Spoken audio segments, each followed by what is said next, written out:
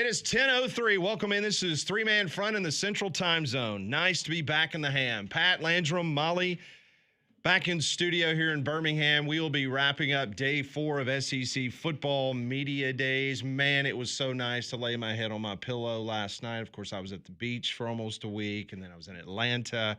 So it was really nice to be back in Birmingham, Alabama this morning. I stayed in our guest room. Did you really? Just to continue the experience. Vulcan looked so much bigger this morning. But one thing is for sure, you probably didn't have to step over homeless people as you walked into your house like we did in the hotel. No, that was not an issue last night. Or, having guys walking around with their bare buttocks and chaps getting ready for the Beyonce concert. Fortunately, we did not have that on my You didn't street have that or in in my Homewood? driveway or in my doorway last night. No. I was excited because Landrum is going to be a golf course architect in his next life. Mm-hmm. He came in my backyard yesterday, and first off, he was amazed at the job that the Artec tractor, my zero turn, Yeah, it speaks for itself. Yeah, what it has done. Just look at your yard, you'll buy the tractor. Yeah, I mean, it's so I appreciate you. You got an opportunity to pet the gators. Mm-hmm. You didn't lose any phalanges. No. So They knew I was friend. Yeah, they were friendly. You let them smell your hand like a dog. That's right. And they were good.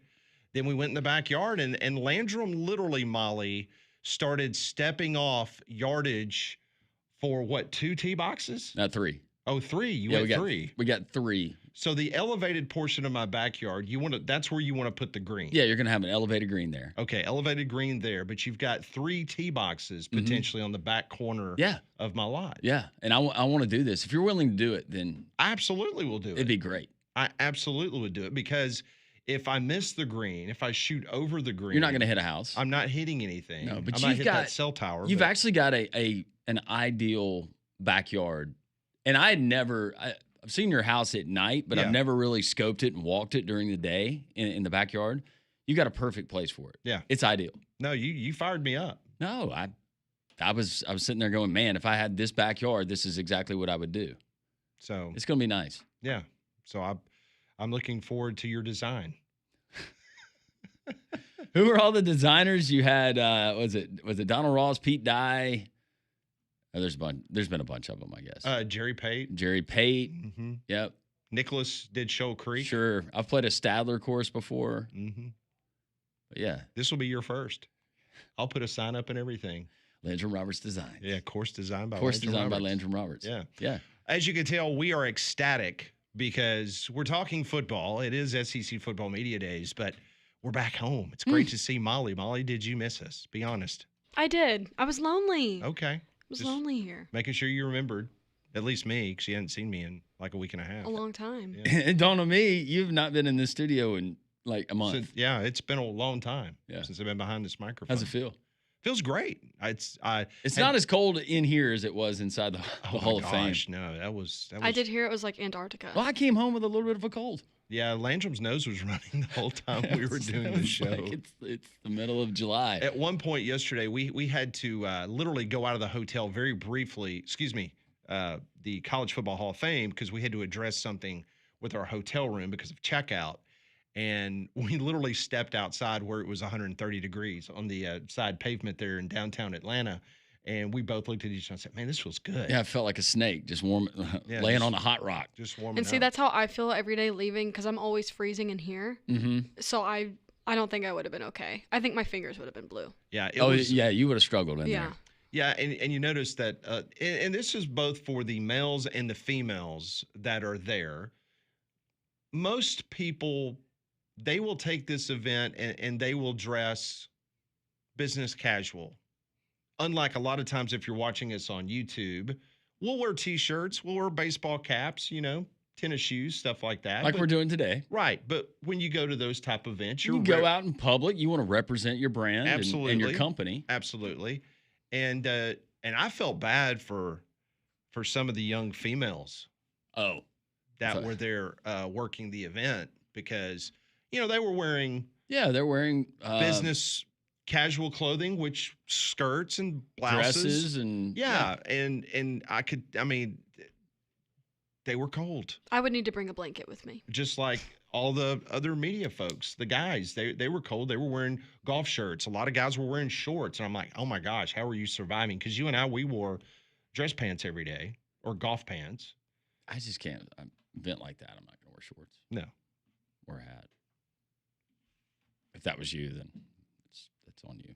It's not us. Yeah, it's not us. But we're both wearing hats today, though. We are wearing we're hats. Back in studio, baby. I was like, man, I'm not brushing the hair today. Nope. So we will talk to Rodney Orr coming up at 11 o'clock. Rob Pate at 11:45. We will continue to monitor what is going on in the fourth and final day of SEC football media days, as today wraps things up with Arkansas, Kentucky, Mizzou, and Texas A&M. So we will try to get to the podium and take a listen this afternoon as the coaches. I believe Stoops is making his way to the podium. Can I change my vote for Kentucky? Because they're showing the graphic. Number 7 strength of schedule in the FBS. You want to put them last now on your ballot? Have you voted yet, Molly? No, not yet. I was gonna wait. When is the deadline to vote? Might be. I don't know. It's got to be soon. Yeah. I would double check that. It's got to be soon. Yeah. I mean, it will be released tomorrow morning. That's a I'm not going to say painstaking, but that's a timely process. It really is. And I'm so glad that you were doing it yesterday morning when I showed up on Media Row, because I was like, oh my goodness, I need to sit down and do it. Well, on some of them, and I'll be honest, I had to get some opinions, because when you start getting into the 7, 8 at a certain position. Yeah, and what they do is they tell you, okay, you're now going to vote for, and this is no lie, long snapper. Mm-hmm. Choose 3. Yeah, and I take my vote seriously like you do, But and no I don't want offense, to just throw a name in. I don't know who the long snappers are at any school. I'm sorry. I just don't. And I got to choose 3 of them? Okay. Is there a guy with like a really cool name? Yeah, here's the cool name, or I vote Ole Miss. Yeah, that's just kind of my go-to. Is there a guy named Zip? Yeah, but yeah, that's right. Put him on there. Speedy.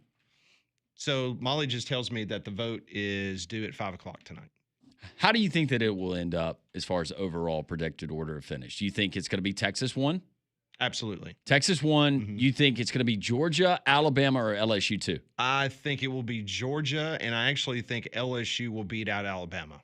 I've taken the bait before on LSU, but man, there was a lot of positive vibes from not only folks in Baton Rouge that cover them, but a lot of the national people we talked to. They're buying into the NIL. So it's pretty interesting, because J.D. Pickell, who was on our program yesterday, he wrapped up Paul's show yesterday, and he literally, I guess he was testing out his material with us because our next door neighbor then went on Feinbaum. We're the test group. Yeah, and it played well. Yeah. And so he absolutely delivered the same. Well, that's a compliment. Absolutely. The same verbiage.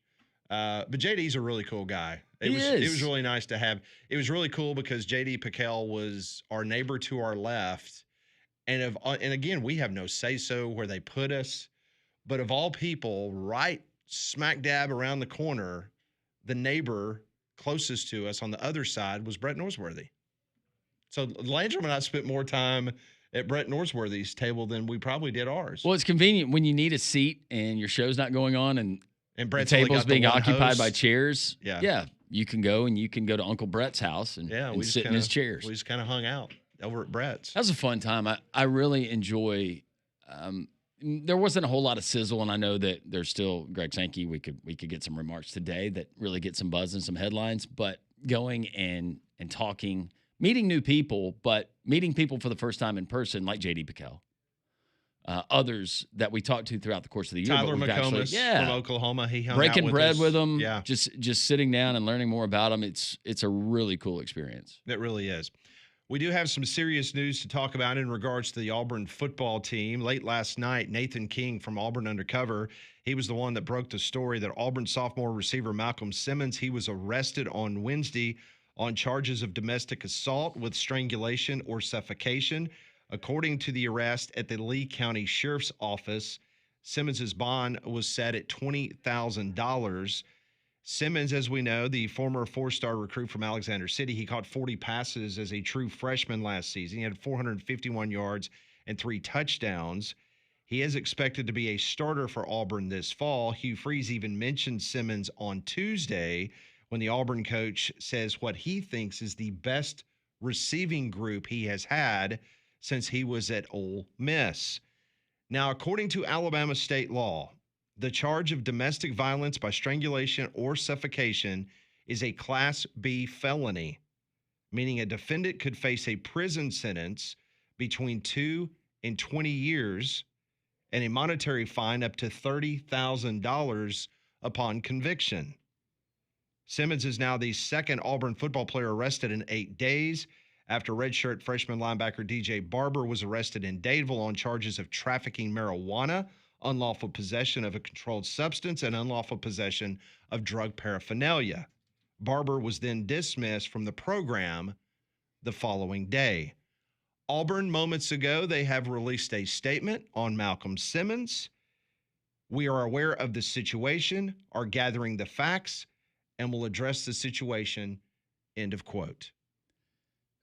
Never news you want to hear. This is always that time. I had a coach that texted me this morning, said this is always the time of year where you hold your breath.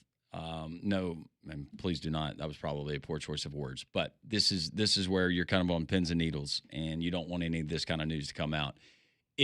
Now these are just charges right now. They could be dismissed. Sure. We don't know any of the details. We don't know the victim, male, female. We don't know any of those details. But if this holds up, then we're talking about something more serious than a football season and being eligible or being reinstated on a team. I hope for everyone involved that it's not true, but we'll wait and see. But not the news you want. Hugh Freeze coming back and a lot of positive momentum coming from SEC media days. And to get that, Malcolm Simmons, he's one of those guys that you knew was going to be an impact guy. And now you think about the Eric Singleton piece along with Cam Coleman. It's going to be hard to lock all three down, but if he's not out there, that will certainly impact that offense. So we wanted to know what you thought, Molly. That was our poll question this morning about Malcolm Simmons. Yeah, how many snaps does he play for the Tigers this season? Give you 3 options. One of the options is 0, so none. The second option is 218, and the next option is 436 plus. And right now, 63% of our voters don't think he'll take a snap at all. Which means that they believe, the majority of our listening audience believes that he will be dismissed from the team. The reason why it's 218 and why it's 436 plus is because he had 436 snaps last year at wide receiver.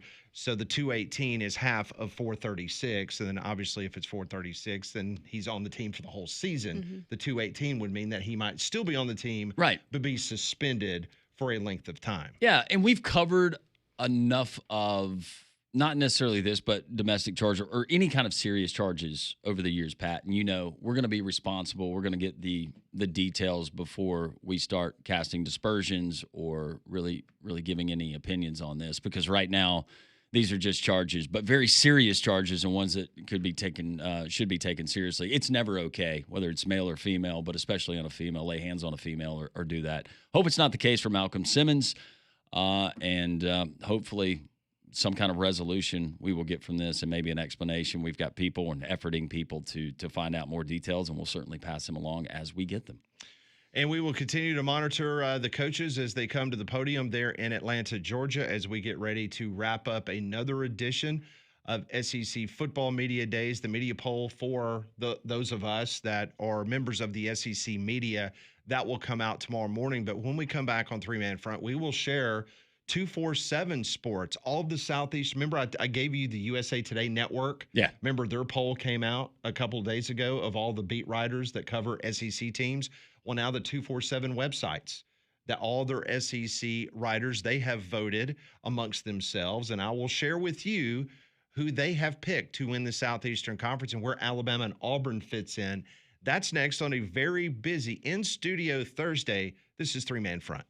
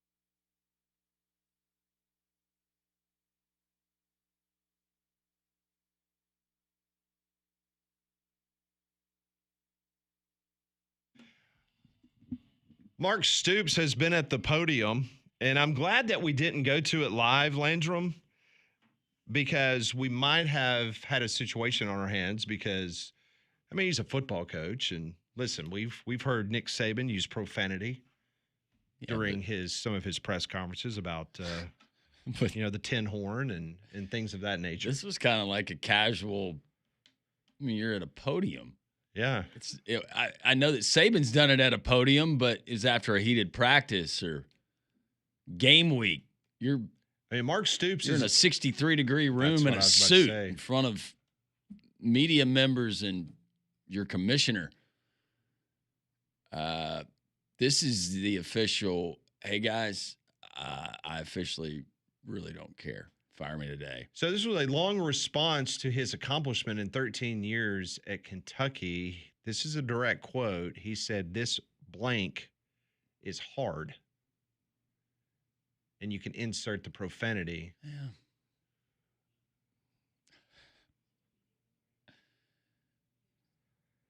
I'm not sure if this was, well, no, I do believe that this was, I'm not sure if this was an exact question about his time in Lexington, or in his opening statements, he started going over his accomplishments in Lexington, and he basically said this blank is hard. Yes, just for later purposes, that's why I want to know. Yeah.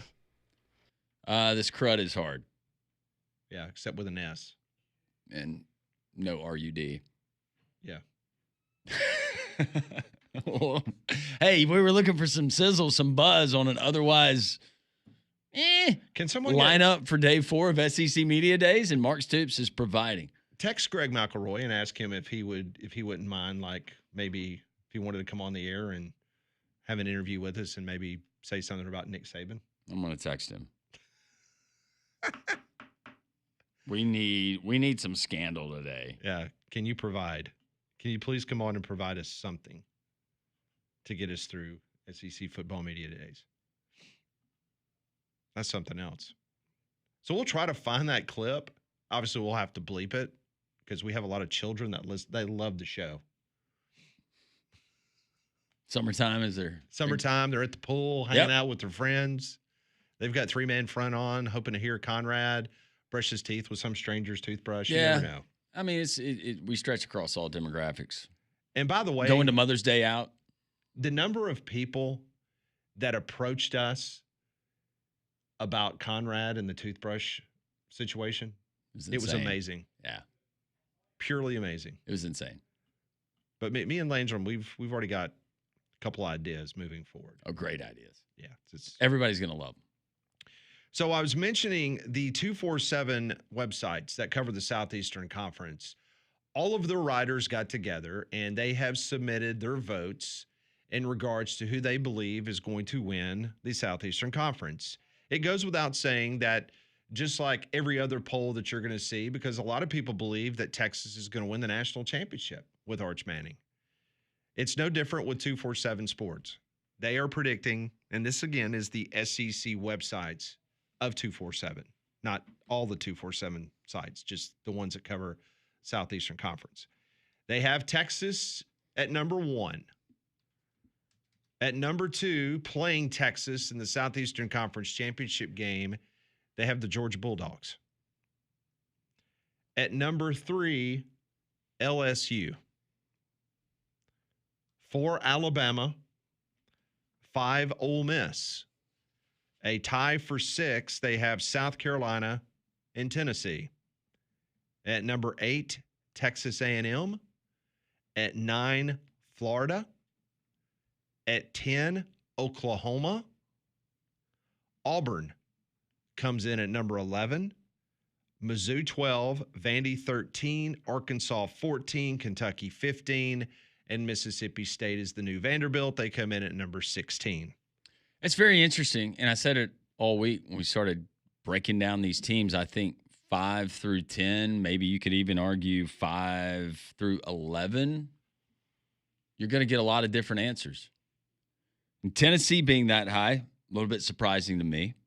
And you have to account for schedule, of course, but Texas A&M at 8. I can see the Florida and Oklahoma just because of the difficulty of the schedules. Well, we mentioned it yesterday. When you get to the 6, 7, 8, 9, 10, 11, that is all going to depend because they're all playing each other, and it's going to depend on tiebreakers at that point. So you might say, okay, well, you got Auburn at 11. Well, Auburn very easily could be 6th, based on the certain tiebreakers. But I have not seen a lot of love for the Auburn Tigers. No. From the people we've talked to in some of these other polls that have come out. Well, and Pat, here's what's curious about that now that we're talking schedules. They've got Auburn at 11. They play Oklahoma. Mm-hmm. They have them at 10. They play A&M on the road. Yep. They have them at 8. They don't play Florida, who they have at 9. They don't play Tennessee. They don't play South Carolina. They don't play Ole Miss, who they have at 5. They don't play LSU, who they have at 3. And they don't play Texas, who they have at 1. Yep.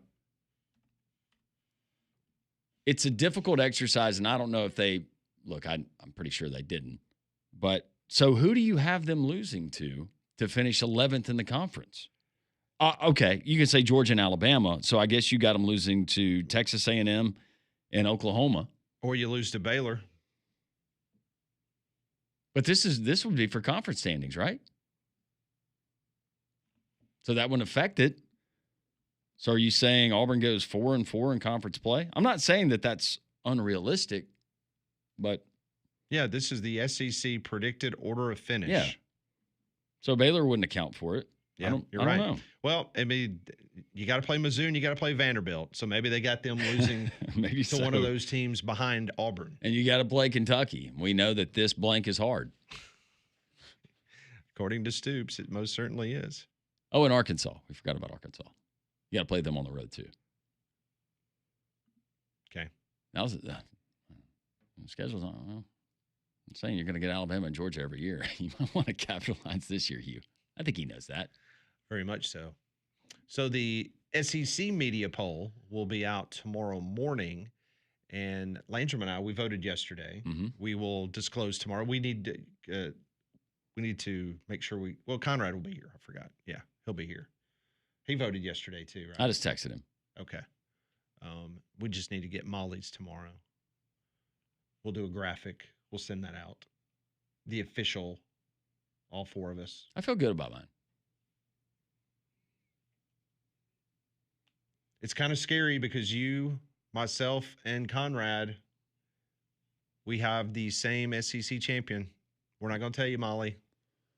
We'll see if Molly makes it 4 for 4. Pressure's on. I think I have an idea. Okay. But I won't say anything. I want to be surprised. Diego Pavia raising the trophy in Atlanta. I knew it. I had there's Dave Shoemate. Hey, Dave.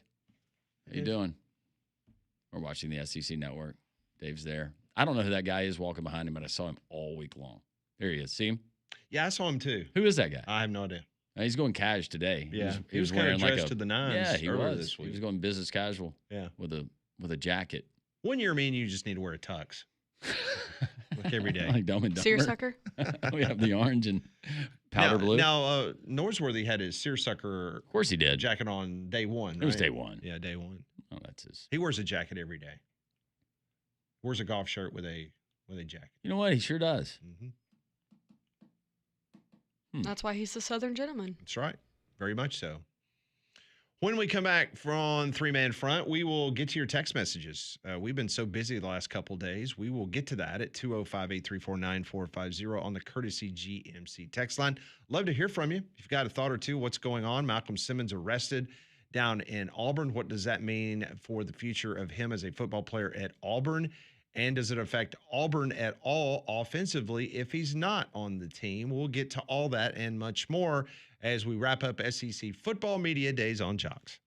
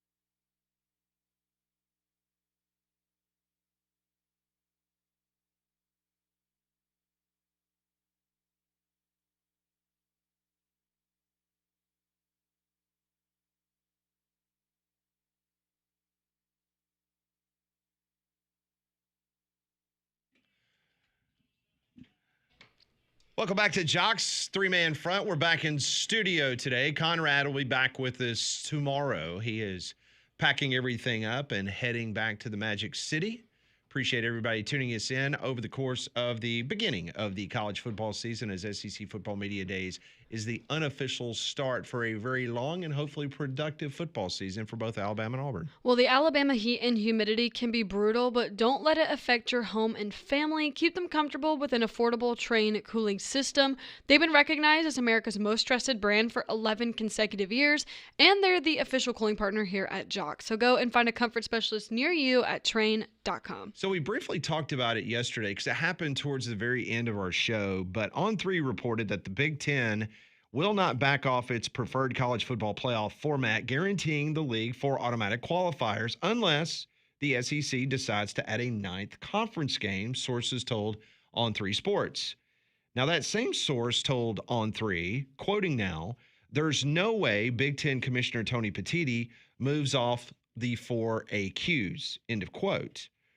So with the Big Ten continuing to support the 4 AQs and with the SEC unlikely as of this moment to add that 9th conference game, it appears that the 12-team playoff will be the same in 2026 unless something gets done over the course of the next month or two.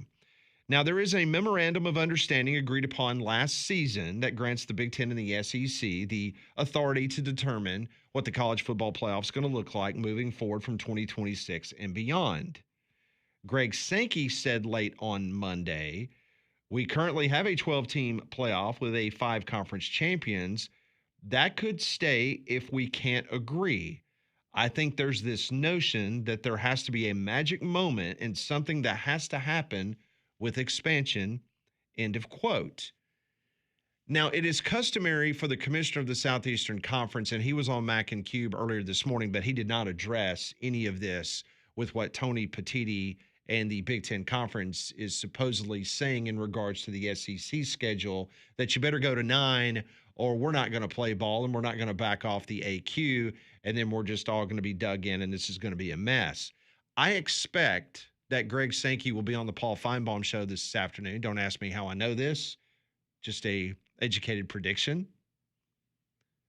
But he'll be on the show, and he will close SEC Media Days. And what he says will be very interesting to monitor, because with Big Ten Media Days coming up next week in Las Vegas, you would think that the commissioner of the Southeastern Conference would say something to give an indicator of where things currently stand with the membership group on the 9 games and the CFP. By definition, would this be a Mexican standoff? It's a pretty good summation. So we stay in the current format.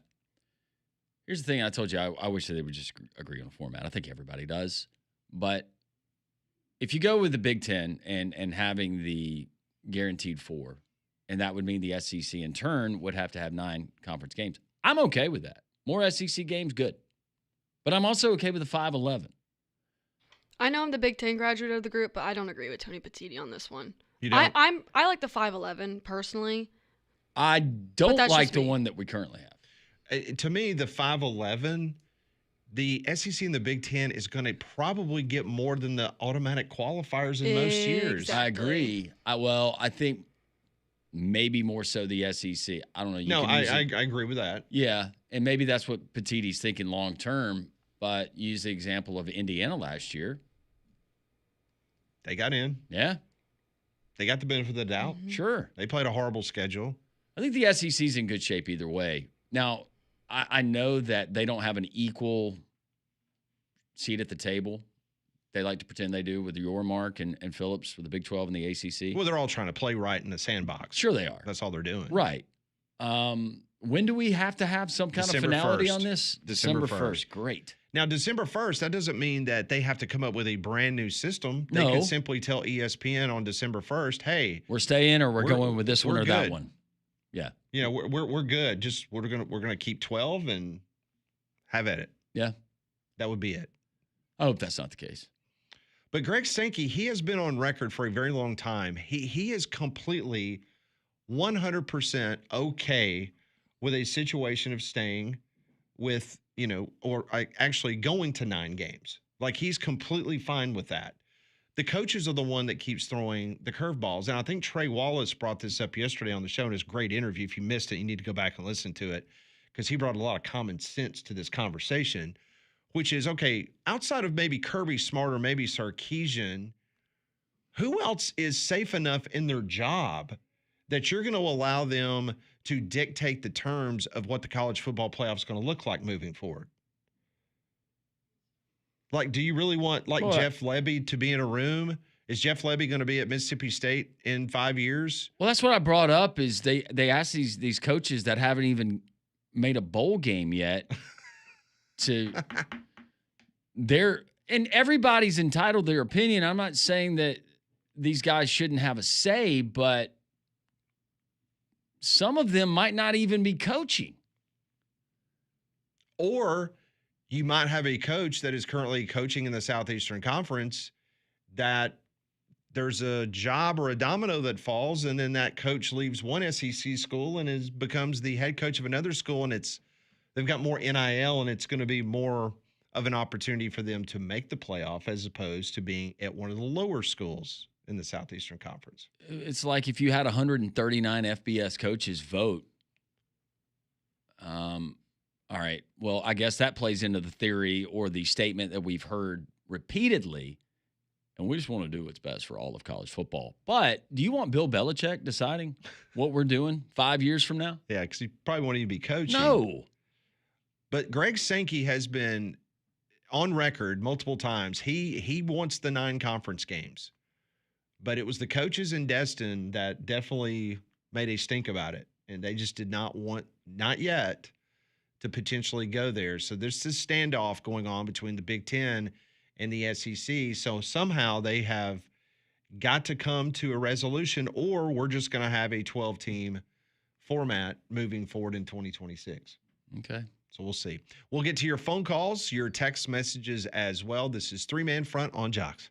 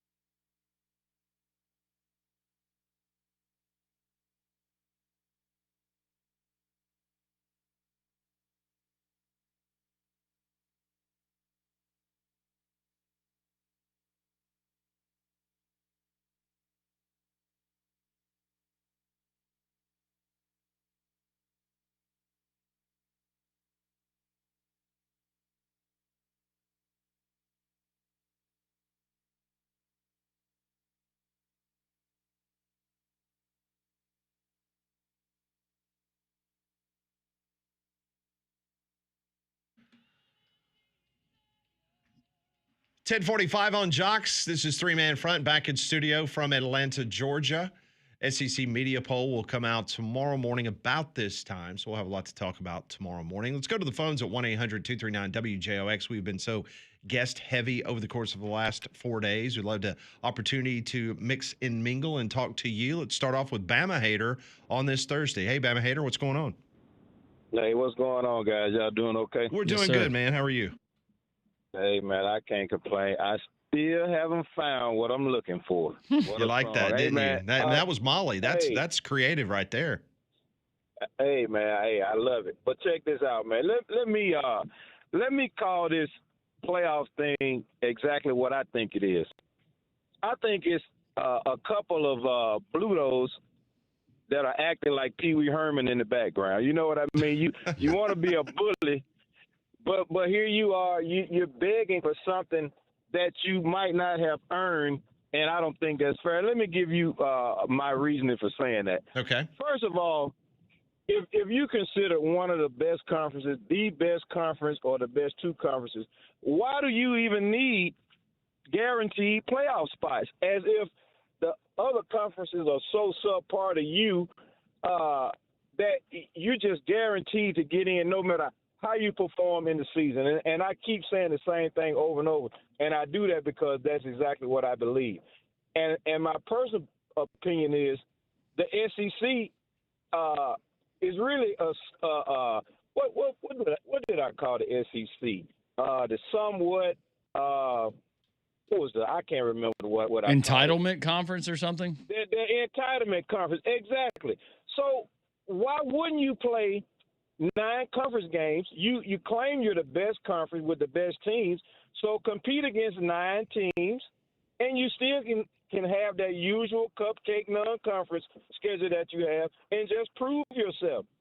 I don't think they want to do that simply because they're going to have 3 to 5 losses, in my opinion, from 1 or 2 of those big boys, and they're not going to make the playoffs, or they're going to want to be in the playoffs with those same 3 to 5 losses. And that is very unfair to the other teams that have to struggle from number 25 on up.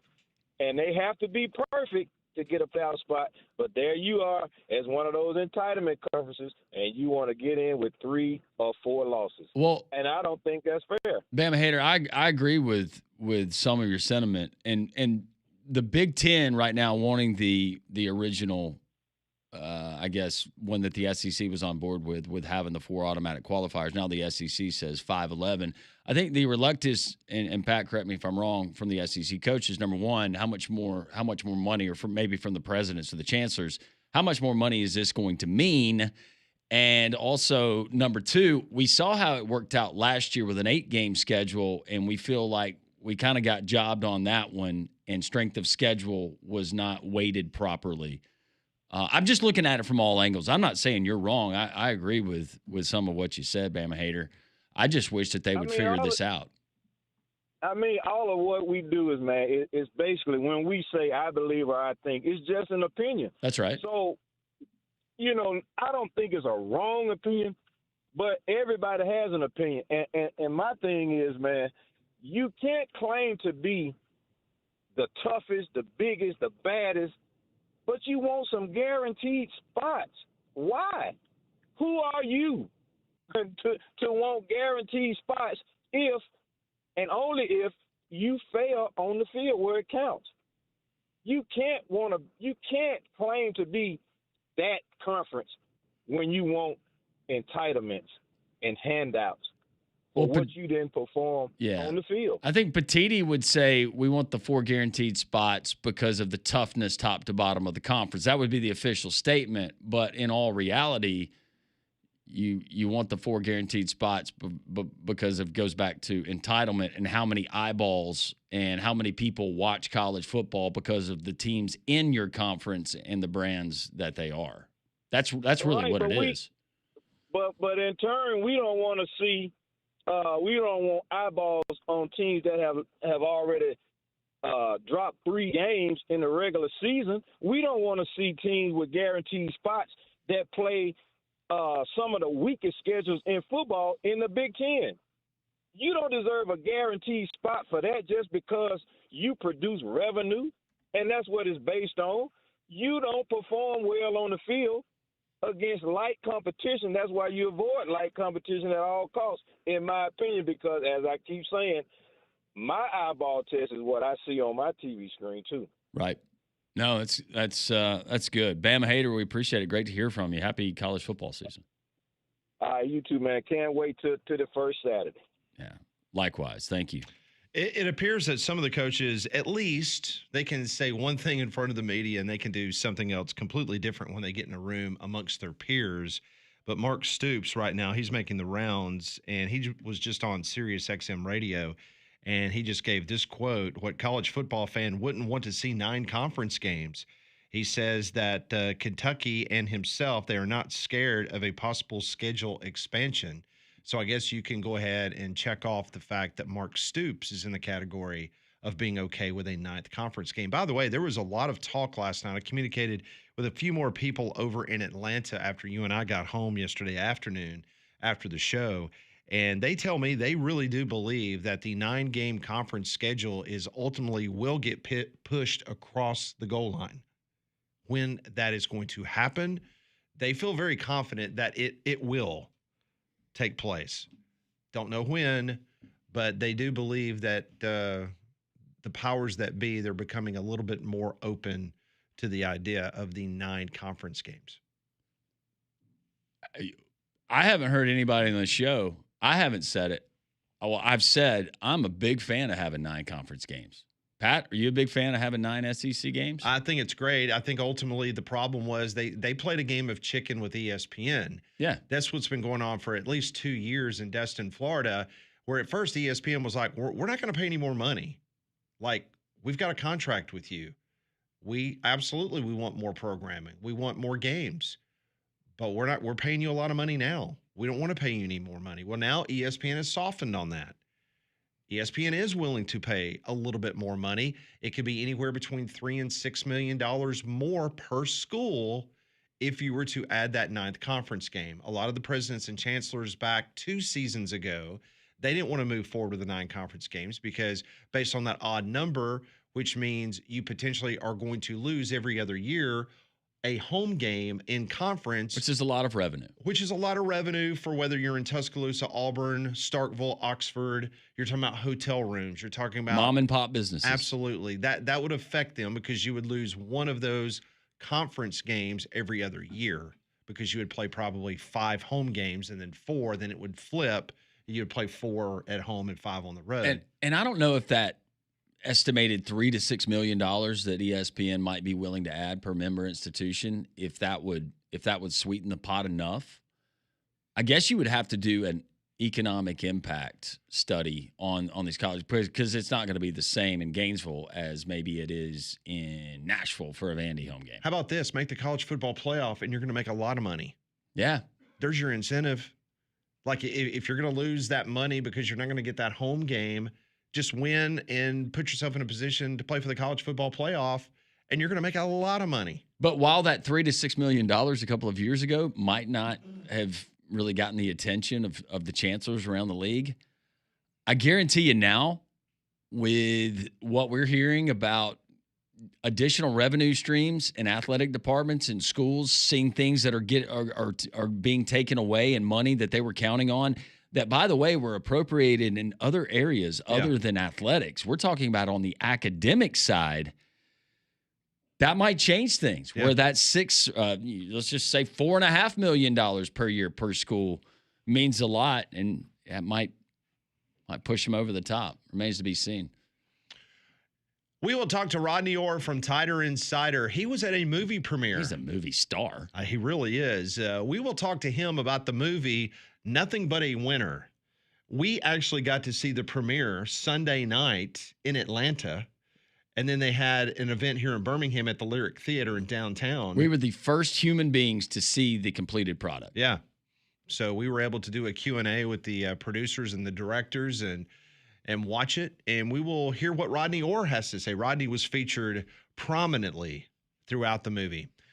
Hour number 1 in the books. We've got 3 more to go. Keep it tuned right here to Jox and 3 Man Front.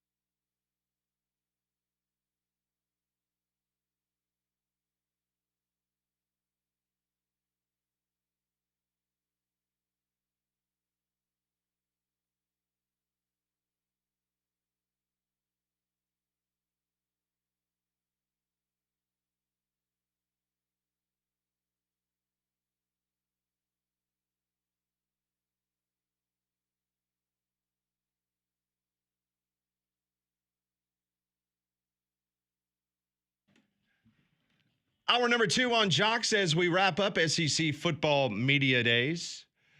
Texas A&M, Mizzou, Kentucky, and Arkansas. Those are the 4 teams today as they will wrap up 16 teams as they have come to the podium talking ball for the upcoming season. And joining us now on the Higginbotham Hotline, a very good friend of ours who, I'll be honest with you, Landrum, I'm kind of surprised he's even got time for us because I figured he would be in front of the Chinese Theater in Los Angeles putting his hands in cement because he is now a movie star. It's only a matter of time. These visits are going to end. They are, and he's going to be in sitcoms. He's going to be he's one of those guys that's kind of the Swiss Army knife of Hollywood. That's what he is becoming, and we're speaking. That's what Jimmy Jenkins said the other night. Yes, he did say that. He did. We're talking about Rodney Orr and a very exciting project that we were giving the opportunity on Sunday night in Atlanta. It was the first ever viewing outside of a production room or an edit bay where there was, about 35, 40 of us? Yeah. Something like that? Yep. We were at a hotel in downtown Atlanta, and we had the opportunity to screen Nothing But a Winner, which details, it's kind of a common thread of the success of Coach Paul Bear Bryant and that of Nick Saban at Alabama. And lo and behold, not only was Rodney Orr on 1 time or 2 times or half dozen times. Rodney was throughout the movie. He was the star. How long did it take you to film all of that? Was that over the course of like a month? Yeah. First of all, thanks for mentioning it. It was actually, we did the interview at the original Dreamland. They had it all closed off. Oh, wow. And it took about an hour. That's it? Yeah, the interview they did with me was about an hour. Yeah. So they only interviewed you 15 more minutes than they did Nick Saban. They only did Saban for 45 minutes. 45 minutes. Okay. Well, it was somewhere in there, 45 minutes to an hour. It's been a couple of summers ago. So yeah, it was. Dang. Oh, and they just kind of asked general questions, and we went at it. Okay, so we were texting you during. Just what were you thinking when I sent you a video of us watching it, and then I mean we just kept piling on and on and on. Like what were you thinking? Were you surprised at the number of appearances? I'm talking about Sunday night. I know you saw it last night, but we gave you a precursor. Exactly. So I'm sitting on my couch, right? Your mind's everywhere else. And all of a sudden I see you had texted me and I look down and your first text was, we're 5 minutes into Nothing But a Winner and I see you, Rodney. And then I'm thinking, oh, okay. Well, that's my one appearance, there right? Yeah. And then you started kind of the snowballing and I was shocked. I mean, I was surprised. They didn't tell me. All I asked them when they called and said the thing was done was, did I make the cut? Just curious. Sure. And said, yeah, but they didn't lead on anything more than that. So I was really surprised when you guys, or when you texted me and got some other texts as well. Yeah. So I was very, very surprised. Yes. Well, I hope we didn't ruin the surprise because we were texting you. We're texting Langham, doing videos for him. Yeah. Because he's asking, all right, how does it look? I said, well, you tell me. I think it looks pretty good. You did a good job. Yeah. But no, you did a great job. It was funny because Antonio Langham was telling Landrum basically the same thing you'd been telling me is like I don't know how much I'm going to be in it, and both you and Antonio Langham was like maybe 30 seconds. I was like no, buddy, a little bit more than that. Okay, so we were able to watch it on Sunday night, and I'm going to allow you the opportunity now because you went to the premiere last night. I understand it was 600-800 people at the Lyric Theater. It was packed. Yeah, it was a big crowd. Packed out. And so you were able to walk the red carpet. You were able to go in there. There's some big wigs there. Deontay Wilder and some other big wigs were there watching. So just give us, for those that do not know the project, kind of give us synopsis and just your overall impressions of what you saw. Yeah, well, Nothing But a Winner, obviously the title, and like you said, it kind of started with the Bryant era. In the '60s is where it kind of started, and then some of the movements, civil rights movements in the 60s, and when the integration began with Wilbur Jackson and John Mitchell, in the early 70s, and how that impacted Alabama football in the 70s. Obviously, they dominated the 60s with 3 national championships, and they come back in the 70s and do it again, and and it went through the difficult times as well. Following. Ray Perkins obviously stayed 4 years, and Curry stayed 3 years, and Stallings brought back some of the Bryant feel to it, won a national championship, and then you had the debacles for Dubose, and Franchione bolted, and all of those things that detailed that, and Mike Price just a second or two, and because that's all he was here, right? So Yeah, it pretty much. was really short on him. But no, then got had a lot on the Saban era as well. Thought that was really good. I mean, they had some interesting comments from Jonathan Allen, and Jalen Hurts. Talked about being pulled from that national championship game with Tua, and how he made his comeback in that SEC championship game. And I thought it was really, really well done to me. And the reason I say that, number one, is this: I don't know if you guys saw the movie The Bear, 1984. Unfortunately, I did. Yes, and it was awful. It was terrible. I mean, Very they bad. showed supposedly what was Texas A&M in 1957 or whatever, And they're playing on Yes. AstroTurf. Yeah, AstroTurf. like, and, what? And on top of that, and because, as you know, Rod, I'm a helmet geek, and I collect helmets. And like you said, this is supposed to be the Aggies in the 50s, and they're wearing when I say bike helmets, I'm talking about BIKE, the equipment manufacturer. Right.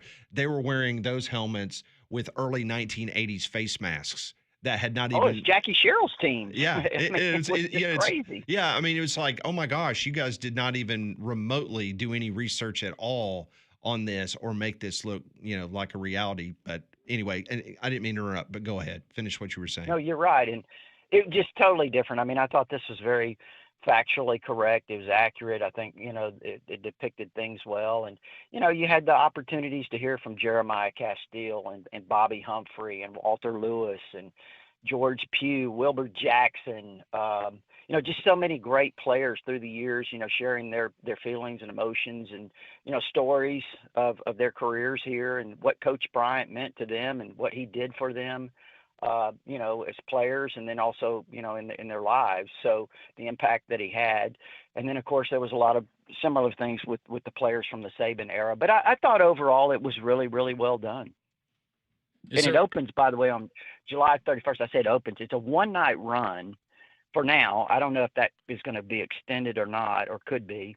But it's July 31st. Well, I think, and I don't want to talk out of school here because we were having this conversation with the producers.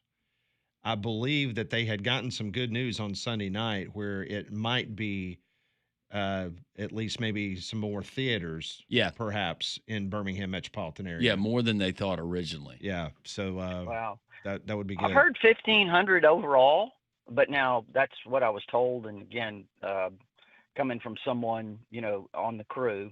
Right. But I have no idea how many it's going to be across the country or where exactly in the country it's going to be shown. But I was told 1,500 theaters. Okay. Well, I'm curious, and based on what you're saying, I suppose the 600 to 800 that were in attendance last night at the Lyric Theater in downtown Birmingham, that they walked away impressed and they were happy with the product. Oh, yeah, they really were. I mean, you could hear it. You could hear the buzz in the crowd. I mean, they were in the balcony. It was full. You saw a lot of players there, former players. You mentioned Deontay Wilder.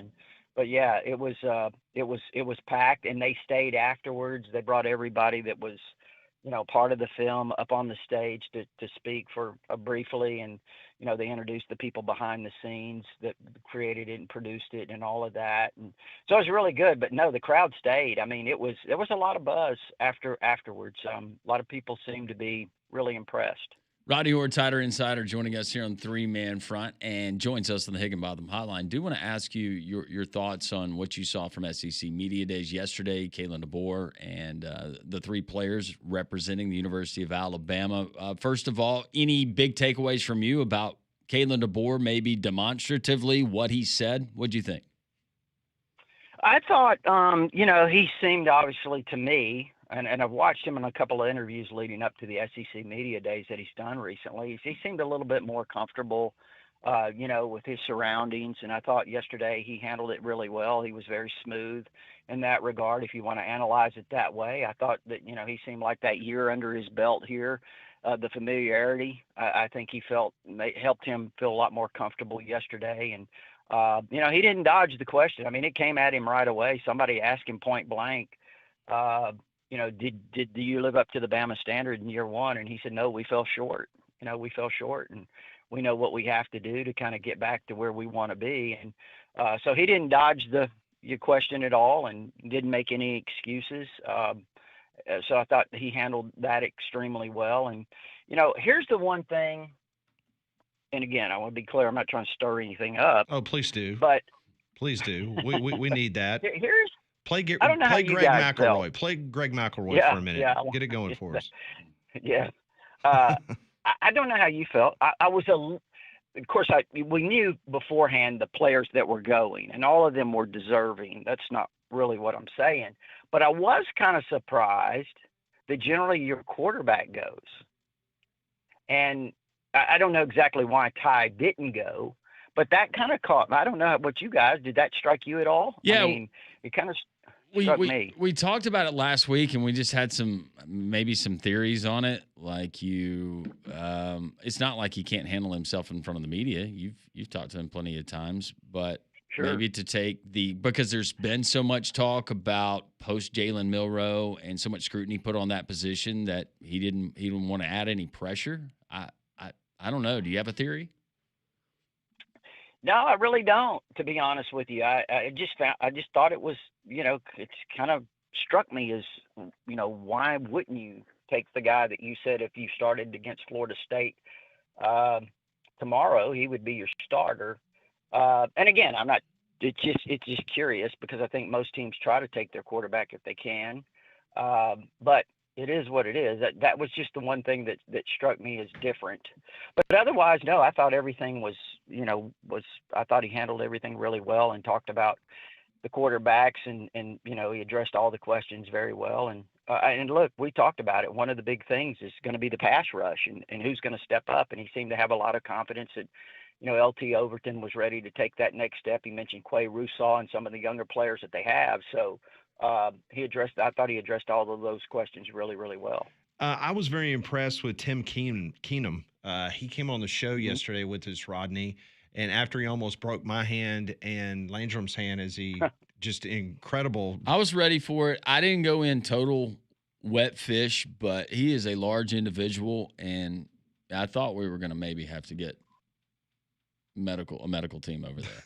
I mean, like pinky bone potentially touching index finger. Yeah, I mean, he is, and just a really, really nice guy. And on and off the air, we were able to talk to him before he came on the air, and then after, and he was like, "Man, we're flying right back, and I got workouts this afternoon. Like it's time to get after it." And I know every team is like that, but you can tell he is itching like the rest of these college athletes to get it going as the season is right here, right around the corner. Well, is there anything that we need to know, our listeners, in regards to where Alabama currently is? They got a top 5 recruiting class. I know a lot of people keep pointing to August 1st in regards to NIL, and that's when the schools can officially, put pen to paper and give these individuals that they've supposedly promised an opportunity to sign these NIL deals. Are you hearing anything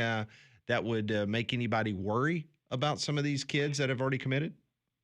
I have not at this point. And again, I think, honestly, I think the way Alabama does it, the way DeBoer does it, the way they handle this, it's pretty upfront. And, I think that they they evaluate, what is this guy looking for? And I think if there's a player, a prospect that goes somewhere where they don't want to go, that they don't really spend a lot of time on that because they realize that it's not going to work out if it's something they don't want to do, if that makes sense. I mean, I think that they do a really good job of evaluating what the kid is looking for and what they want to build how they want to build the culture with the type of kids that they want. So, but I haven't heard of anything like that yet. But I will say this too. I want to go back to Keenan for just a second. Sure. You mentioned him. Mm-hmm. He is the heart and soul to me of that defense. Maybe even the team, because I think he's a blue collar guy. And when I say blue collar, I don't mean that in a negative way, but I mean he's a guy that he gets down and dirty. He does the work. I think he sets the tone. I think he sets the tone for everyone around him. And you're right, he is a great kid. I know people that know him. I don't really know Tim that well personally. Sure. But I know people that are very close to him that we talk, occasionally about him and just kind of how he is, how he was raised, comes from a great family, and all of those things. So I think he's just a product of where he came from. I mean, and he does a fantastic job. Rodney, will you continue to be on with us every Thursday, or has your agent already booked you for some more docuseries out in L.A. and you're gone? Hey, I don't think you guys have anything to worry about. That's what they all say. They all say that. Yeah. You get out there on the West Coast, you get around all of those Hollywood folks. Yep. And forget about us real people. And you just come back every now and then for a celebrity golf tournament. Yeah. Well, I haven't been invited yet. I mean, so until nobody's invited me to come to the West Coast. But you know what this has done now that you are a part, and listen, you've done these before, but this thing takes off the way that we think it probably will, that you will now become like the go-to guy in like the docuseries. If you ever watch stuff on the History Channel, it's always like the same 5 or 6 history professors from around the country that they have on talking about things. I could see them doing a docuseries about the Corpus Christi Friday, Saturday night discotheques back in the day. And I think Rodney would be that expert. I could do that. I could do that. I could do that. I'm an expert on that one now. Yeah, that would be good. Well, Rodney, listen, stay out of the heat. I know it's that time of the year. We're all under these heat advisories. Have a great weekend and look forward to catching up with you next week. Okay, guys. Appreciate it. Take care. Thank you. That's Rodney Orr joining us on the Higginbotham Hotline. You deserve solutions that are built for you. Higginbotham is your one-source solution for insurance, financial, and HR services. More three-man front on Jox as we continue our coverage of SEC Football Media Days 2025.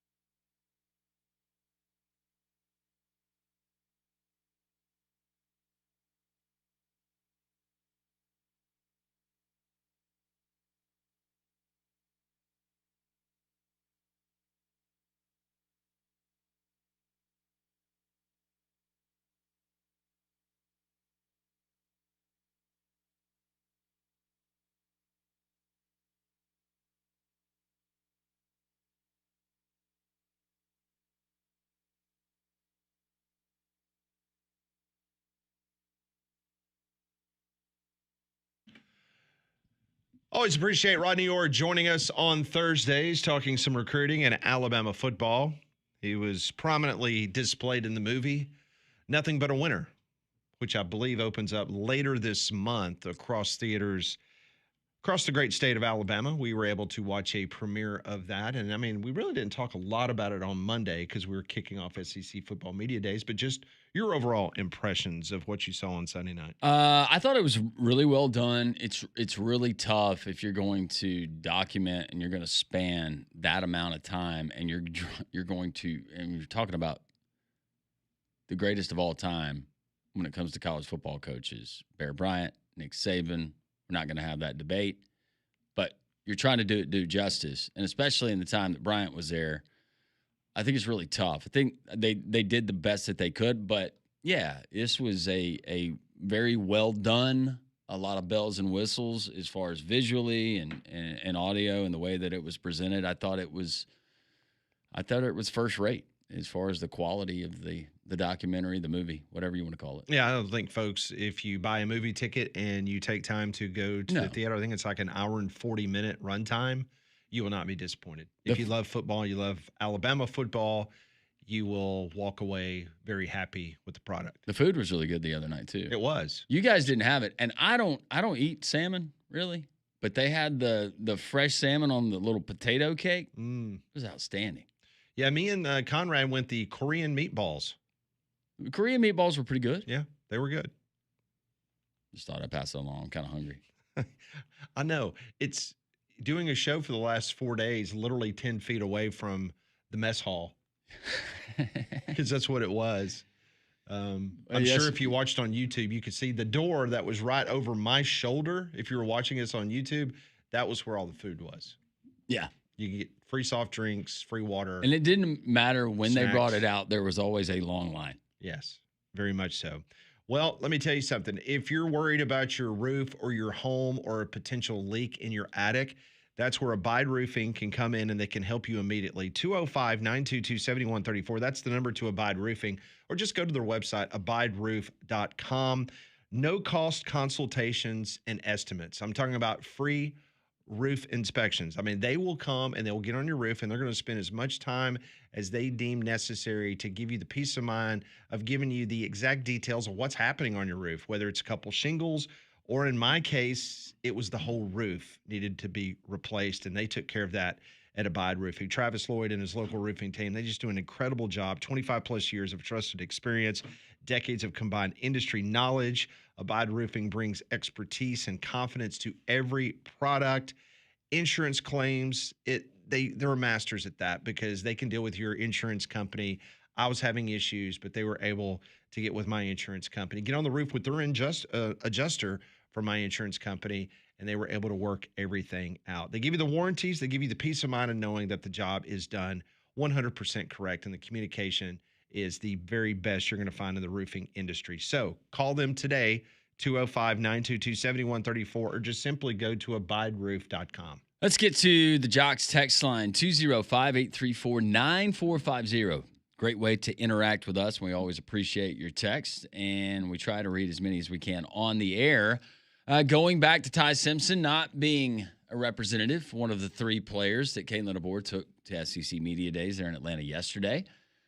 This listener says there was a 6-year stretch where Saban didn't bring a quarterback to Media Days, so it's not as weird as it's being made out to be. That's true. But as far as the teams that we saw and seeing the list, most teams brought their quarterback. Most of them did, yes. Walker says, I was lucky enough to be coached in high school by Don Jacobs, starting quarterback for Alabama in 1979 and 1980. His stories of the Bear were fantastic. I bet they were. I was lucky enough to be coached and taught by Mike Clements, who played in the late 70s for the Bear. It was always cool because he was our coach and our teacher, but he was also on the Bill Walsh Sega game, and they had the dynasty teams. And there he is, our coach and our yeah. That was before NIL and all that. Just had the number, but we knew it was him. This one rolls in. Auburn fans I met at media days are Freeze fans, but want to see actual results. Greg in Athens, Alabama. As they should. It's year 3. That should happen. Dave asked, if it goes to 9 conference games, will Florida State, Clemson, and Georgia Tech lose those games at the end of the season? That's a valid question. I would assume, I'm not speaking for those universities, but I would assume that they would work something out. Now, it would be interesting to see if the ACC would ultimately follow suit with the 9 conference games, or they might stay at 8. If they were to stay at 8, then obviously that game at the end of the year against Florida would be more inclined to stay. But does Florida say, hey, I don't want to play 9 tough conference games and then turn around and have to play FSU, which would be our 10th tough game. So we'll have to wait and see. Some of those rivalries may go by the wayside. It's just the way, unfortunately, the way college football has now become. This listener asked, did the SEC ever figure out how strength of schedule is being figured or used to place teams in the playoffs?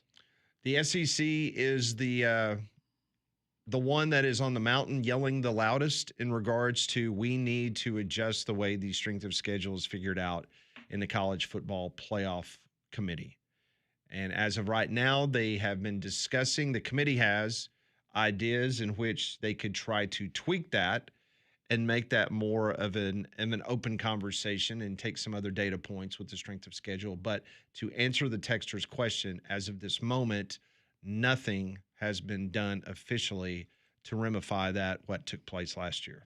Hastings makes a good point. Of course, Mark Stoops isn't scared of 9 conference games. It's not like Kentucky has anything to play for anyways at the end of the season. They've fallen on some hard times.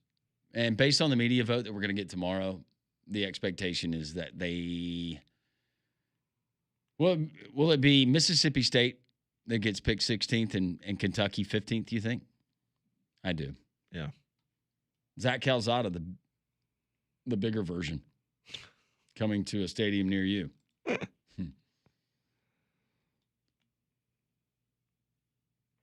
This one reads, well, the SEC is the best conference, and an 8-game SEC schedule is harder than any other conferences. The 6th best team in the Big Ten couldn't beat the 10th best SEC school on a regular basis.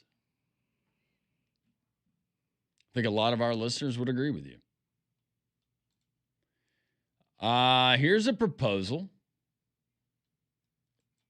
if it'll open. It's time to go to 4 conferences of 16 teams each, playoffs for 4 teams from each conference. Make it more like mini NFL. It already is. Brandon and Madison, thanks for listening and chiming in. We'll get more of your text as we roll along here on this Thursday, the final day of SEC Media Days in Atlanta. We'll update you on that, what's going on, what the coaches are saying as we continue. 3-man front on Jox.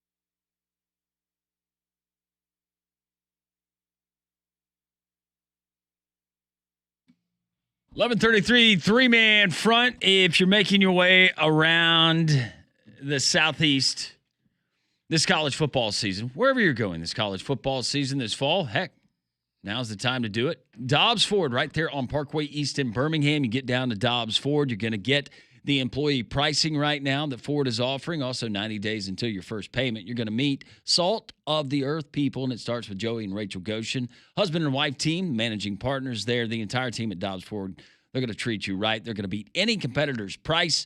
F-150s, the beautiful Broncos, the Mustangs, the Expeditions, like my little sister bought from Dobbs. You can find them there. DobbsFordBirmingham.com. DobbsFordBirmingham.com. And don't forget to ask about the mobile service truck that will come to your home, your place of business, and they'll change out brakes, change oil, do all of that stuff that a lot of times you don't have time to take it in somewhere to get done. Well, they'll come to you. That's part of the Dobbs difference. DobbsFordBirmingham.com. Make sure you tell them Landrum from Jox sent you. Some serious news last night coming from Nathan King at Auburn Undercover, dealing with the Auburn football team. Auburn sophomore receiver Malcolm Simmons, he was arrested on Wednesday on charges of domestic assault with strangulation of suffocation. According to recent arrest warrants by the Lee County Sheriff's Office, Simmons' bond was set at $20,000. Simmons, a former four-star recruit from Alexander City, caught 40 passes as a true freshman last season with 451 yards and 3 touchdowns. He is expected to be a starter for Auburn this fall. Hugh Freeze even mentioned Simmons on Tuesday when the Auburn coach says he thinks it's the best receiving corps that he has had since his days in Oxford. Now, according to Alabama state law, the charge of domestic violence by strangulation or suffocation is a Class B felony, meaning a defendant would face a potential prison sentence from 2 to 20 years and a monetary fine up to $30,000 upon conviction. Simmons is now the second Auburn football player arrested in 8 days after redshirt freshman linebacker DJ Barber was arrested in Dadeville on charges of trafficking marijuana, unlawful possession of a controlled substance, and unlawful possession of drug paraphernalia. Barber was dismissed from the program the following day. Nathan King reached out from Auburn Undercover to the Auburn Athletic Department, and they released the following statement. We are aware of this situation, are gathering the facts, and will address the situation, end of quote. No word out of Auburn outside of that statement that Auburn Undercover was able to get from Auburn in regards to Malcolm Simmons.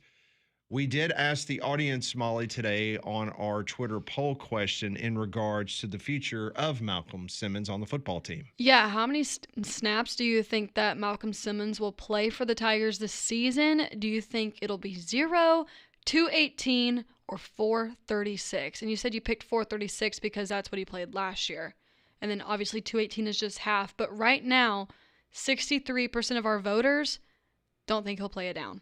That hasn't moved much from earlier this morning once we released the poll. So 63% of our audience believes he will not play for the Auburn Tigers this upcoming season. But you do have 36% of the audience believe that he will still be in uniform. We'll see what happens moving forward with this, but this is a terrible and serious situation, to say the very least. No, and still got to be responsible and find out details. But, yeah, if these charges stick, then football is going to be the least of his worries. And if he is no longer part of the football team, what does that do, in your opinion, for the Auburn football receiving corps?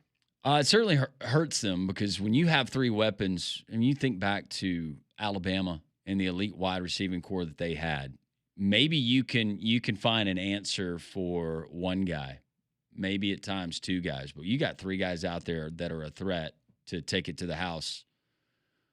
That's a problem, eliminating one of those. Now, I know that there are other guys that are out there. I don't know, without looking at the depth chart, who they would try to mix and match there. But no, Malcolm Simmons is a guy that I heard from high school coaches prior to him even arriving at Auburn. They said, wait until you see this kid from Alex City. He's incredible. He's a difference maker, and kind of flew under the radar, not completely under the radar. I mean, hear me out, but everyone was talking about Cam Coleman. Everyone was talking about Barry Thompson. Nobody was really talking last year a whole lot about Malcolm Simmons prior to the start of the season, and then you saw how electric of a player he is and how explosive. But this is very serious, and I'm sure that Hugh Freeze and the Auburn staff and the folks there in the athletic department do diligence in trying to find out all the details, and hopefully we'll get not necessarily resolution. I mean, that would be great maybe for Auburn here in the coming days, but at least get more details on what exactly transpired is alleged to have transpired. He played 436 snaps last year for Auburn. He lined up 222 times in the slot, 64 at the wide receiver position. But he played a lot on kick return and punt returns as well. So that was he probably had about 125 to 150 snaps on special teams as opposed to just lining up at the wide receiver position. So we will keep you updated as that story progresses. In Atlanta today, you've got Arkansas, Kentucky, Mizzou, and Texas A&M. They wrap up SEC football media days. 3 of the 4 of us, we have already submitted our votes. Molly will be submitting her votes later this afternoon. 5 o'clock is the deadline. One organization, 247 Sports, they have released, of all their SEC websites, they have released their top 16 in conference play, and they have the predicted order to finish. No big surprise, the Texas Longhorns winning that position in their voting, followed by Georgia, LSU. Bama came in 4th. Auburn, they were 11th. A good friend of the program, Nick Kelly, just a few moments ago, he actually released his ballot. Now, we're going to release ours tomorrow, how the 4 of us voted in the SEC media poll. But it's interesting looking at Nick Kelly. He's got Texas 1, Georgia 2, Alabama 3, LSU 4, Oklahoma at number 5, Florida, A&M, Mizzou, South Carolina, Tennessee at 10, Ole Miss at 11, Auburn 12. That's what Nick Kelly, that's how he voted. And then he's got Vanderbilt at 13, Arkansas 14, Kentucky 15, and Mississippi State 16. So Auburn, I've got Auburn in my top 10. I'm not going to tell you what number it is, but I've got Auburn in my top 10 in the SEC. I do too. Where did he have Ole Miss? 11. Okay. I have Ole Miss in my top 10. Okay. But Nick could be the genius. And listen, he told us on the air, he does not see Alabama as of this moment going to Georgia and winning there. So if you're looking at the Alabama schedule and you start looking at, okay, if he's got Alabama finishing 3rd and he's already been on public record saying that he does not believe they will beat Georgia, then obviously they would lose another game or so for them to be 3rd in the Southeastern Conference. I do not believe somebody is going to go undefeated in conference play. I'm right there with you. Like I said, I could see Texas losing the opening game and going 6-2 in conference and being 9-3. Molly was telling us a stat that I was just really not aware of in regards to the Texas home schedule in the Southeastern Conference this year. I think you were saying they've only got 3. That correct? Yeah. We're at that point in the season where we like to look at these schedules, who might play where. And I didn't really notice it until this week at SEC Media Days, but when you really look at Texas and their schedule, it's really weird. So their first conference game is at Florida, and then they play Oklahoma, of course, in the Red River rivalry in Dallas. Then they have to go to Kentucky and then to Mississippi State. Their first home conference game isn't until November 1st. That is amazing. And it's against Vanderbilt.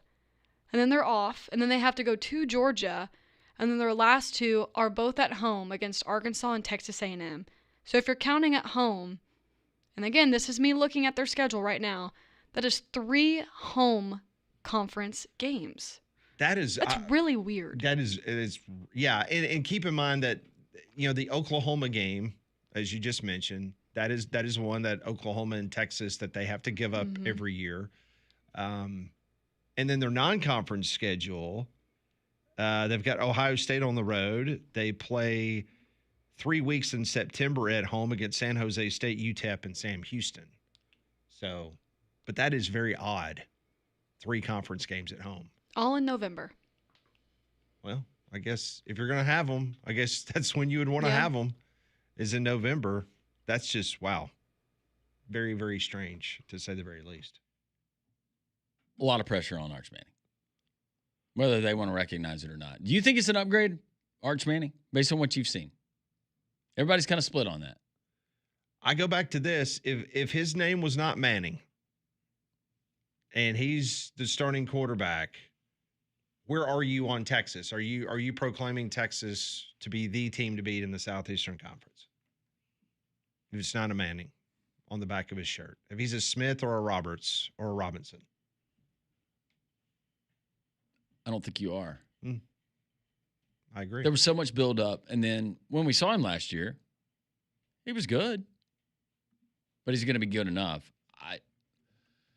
The fact that Texas, with that schedule last year and all the buildup, they had injuries at running back, but how stacked they were on both sides of the ball. Offense was really not the highlight. It was the defense. And you've got basically the same schedule this year, except you're going to Columbus, Ohio to open the season. I don't know. Maybe I'm missing it. I thought last year was the window that they really needed to seize the moment, and you couldn't beat a Georgia team, and you looked awful in Austin, looked a little bit better in Atlanta, but you couldn't beat that Georgia team. That was not one of the best Georgia teams we've ever seen. They were really good. I doubt it somewhat if they're going to be able to get it done. Maybe so. Well, Landrum got an opportunity to look at my backyard yesterday, and he immediately saw that the zero turn that I purchased from Artec Tractor in Jasper, right off of Highway 5. Go to artectractor.com, and you can check out all their zero turns and tractors that they have available. They're locally owned specialist in mowers and tractors. Mower brands like Toro, Cub Cadet, Gravely, Bobcat, Spartan, residential to commercial grade. More brands and better selection than the big box stores, and that's why I literally live less than 5 minutes from one of the larger box stores for home improvement, and I did not buy a zero turn from there because I wanted to go to the professionals like Jeremy and Greg, because those guys, they gave me the recommendation. This is what I need. This is what I have on my property. What can I do? And they definitely could have pointed me in the direction of a much more expensive mower, but they knew what I needed, and they were honest, and they gave me the best assessment of what was going to be best for me. And that's why I trusted Artec Tractor off of Highway 5 in Jasper. You can too. artectractor.com. Again, the Mahindra, Bobcat, everything for large home acreage, small homesteads to large farms. How about even hunting plots? They can fix you up with whatever you need for cutting and taking care of your property. Expert service department, years of experience. I can't say enough about Artec Tractor. Go visit them today off of Highway 5 in Jasper, or just go to their website. Check them out at artectractor.com. More of your interaction as we continue more from Atlanta, the final day of SEC Media Days 2025. It's 3-Man Front, and we are Jox.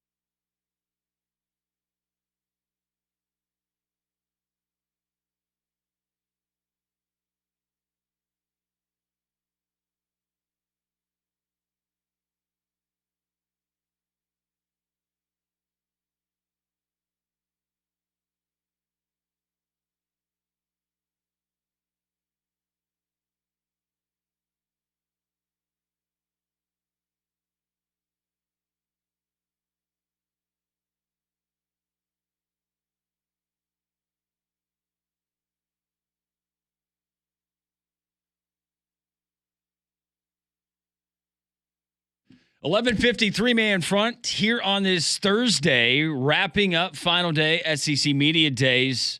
Auburn Day was day 2. Hugh Freeze and a host of players there representing. Rob Pate, former player, joining us on the Higginbotham Hotline. Rob, how are you? Hey, guys. I'm good. How are y'all? We're doing well. The latest, we'll start off with this. Very disturbing news. Malcolm Simmons, Auburn wide receiver, charged with a Class B felony. What have you heard? Obviously, if the charges stick, it is not good for that young man and maybe his foreseeable future. Yeah, I mean, I haven't heard much of anything other than what you guys have read as well, and it's a shame. I mean, that's an awful charge to face, and of course, we'll have to let it play out and see what happens. But if it's one that he's convicted of, then I would imagine he would be done. I just don't know how you come back from that, but we'll see. We'll see how it comes out. Sometimes these things are not as they seem initially in immediate reports, but it just certainly hasn't looked promising, and you hate that for a kid that showed such flashes of talent and had all of his future before him. Just to see that happen, but. We'll see how it plays out here. In regards to Auburn, being in Atlanta, we just got back late yesterday afternoon, Rob. You could definitely tell, being around Hugh Freeze, that he is leaning into the pressure, because we all agree there is pressure for this team to succeed more on the field this year. Just your thoughts on what you saw and heard from Hugh Freeze this week. Well, I like the demeanor and the confidence that we saw, not just from the players, but predominantly from Coach Freeze. I mean, almost since he's gotten on campus in front of the microphone and the media, he's been quick to point to how poor the roster shape was and the need to get talent on campus, and I wholeheartedly agree with that. I mean, I think that was obviously not a secret to anyone, but Auburn, even with that, has had opportunities to win games that we should have won, and so just didn't get the production on the field that people expect. But you could sense from not just the players, but with Coach Freeze as well, that they feel like that they've got a roster that can compete this year.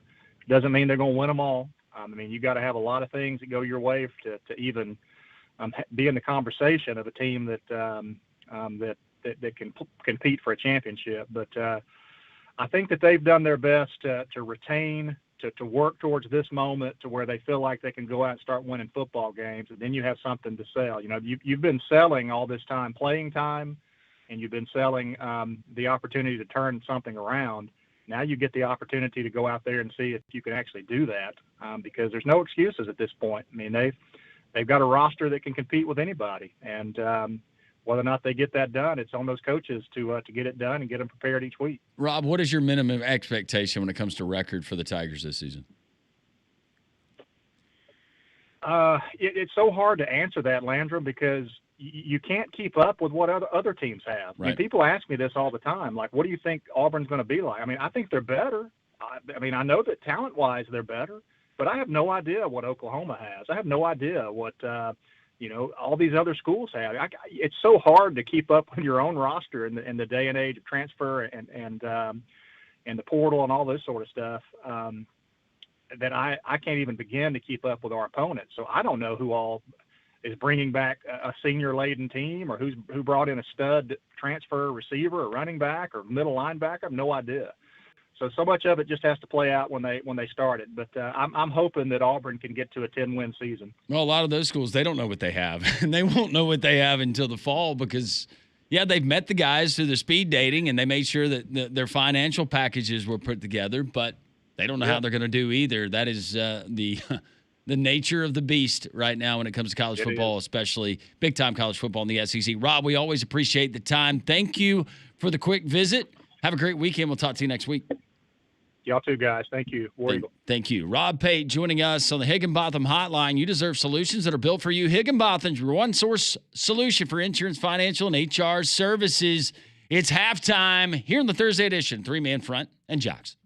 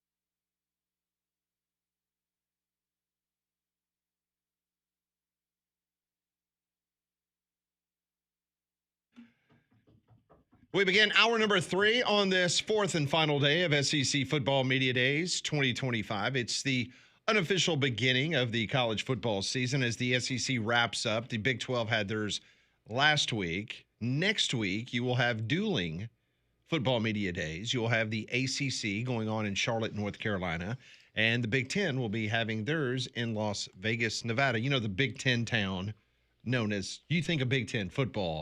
Think of Las Vegas. You think of slots. Mm-hmm. You think of the fountains. You think of the heat, the desert. Alcohol. That's Big 10 football. When I think of Big 10 football, I would think that they would have it at like the Johnsonville Brats factory. It's good. Maybe. Or the Corn Palace in South Dakota, even though there's no Big 10 teams up there. The Corn Palace? Yeah, it's like a giant castle made of corn in South Dakota. Well, that sounds like fun. It is fun. Is that a vacation hotspot in South Dakota? It sure. I've actually been. I'm not even kidding. Really? Was that on your way to Mount Rushmore? I think so. Or on the way back, maybe. But yeah, it is real. The Corn Palace. Yeah, I'm not even kidding. No, I'm about to look it up. No, we believe you. And something else I'm not kidding about is Diamonds Direct. They're about to have their biggest event of the summer. It's the Summer Designer Showcase. It's a limited time packed event with designer jewelry, special guests, and major savings. You'll even get an extra 20% off almost everything in the store. It's happening July 25th through the 27th, but the deals actually start now. You get the 20% off July 21st through the 27th. And like I said, the event July 25th through the 27th. So go check them out in the Cahaba Village here in Mountain Brook. I'm checking out the pictures online, Molly. This Corn Palace, there is a likeness of Bob Barker on the side of the building. What is that about? Do we know? Huh. That's crazy. Yeah, I told you it was real. And it's all corn? Well, I don't think it's Well, real, but yeah. No, I mean I'm sure it's not real, and there's probably some brick and mortar in there. All right. Well, add that to my list of things to do when I'm in South Dakota.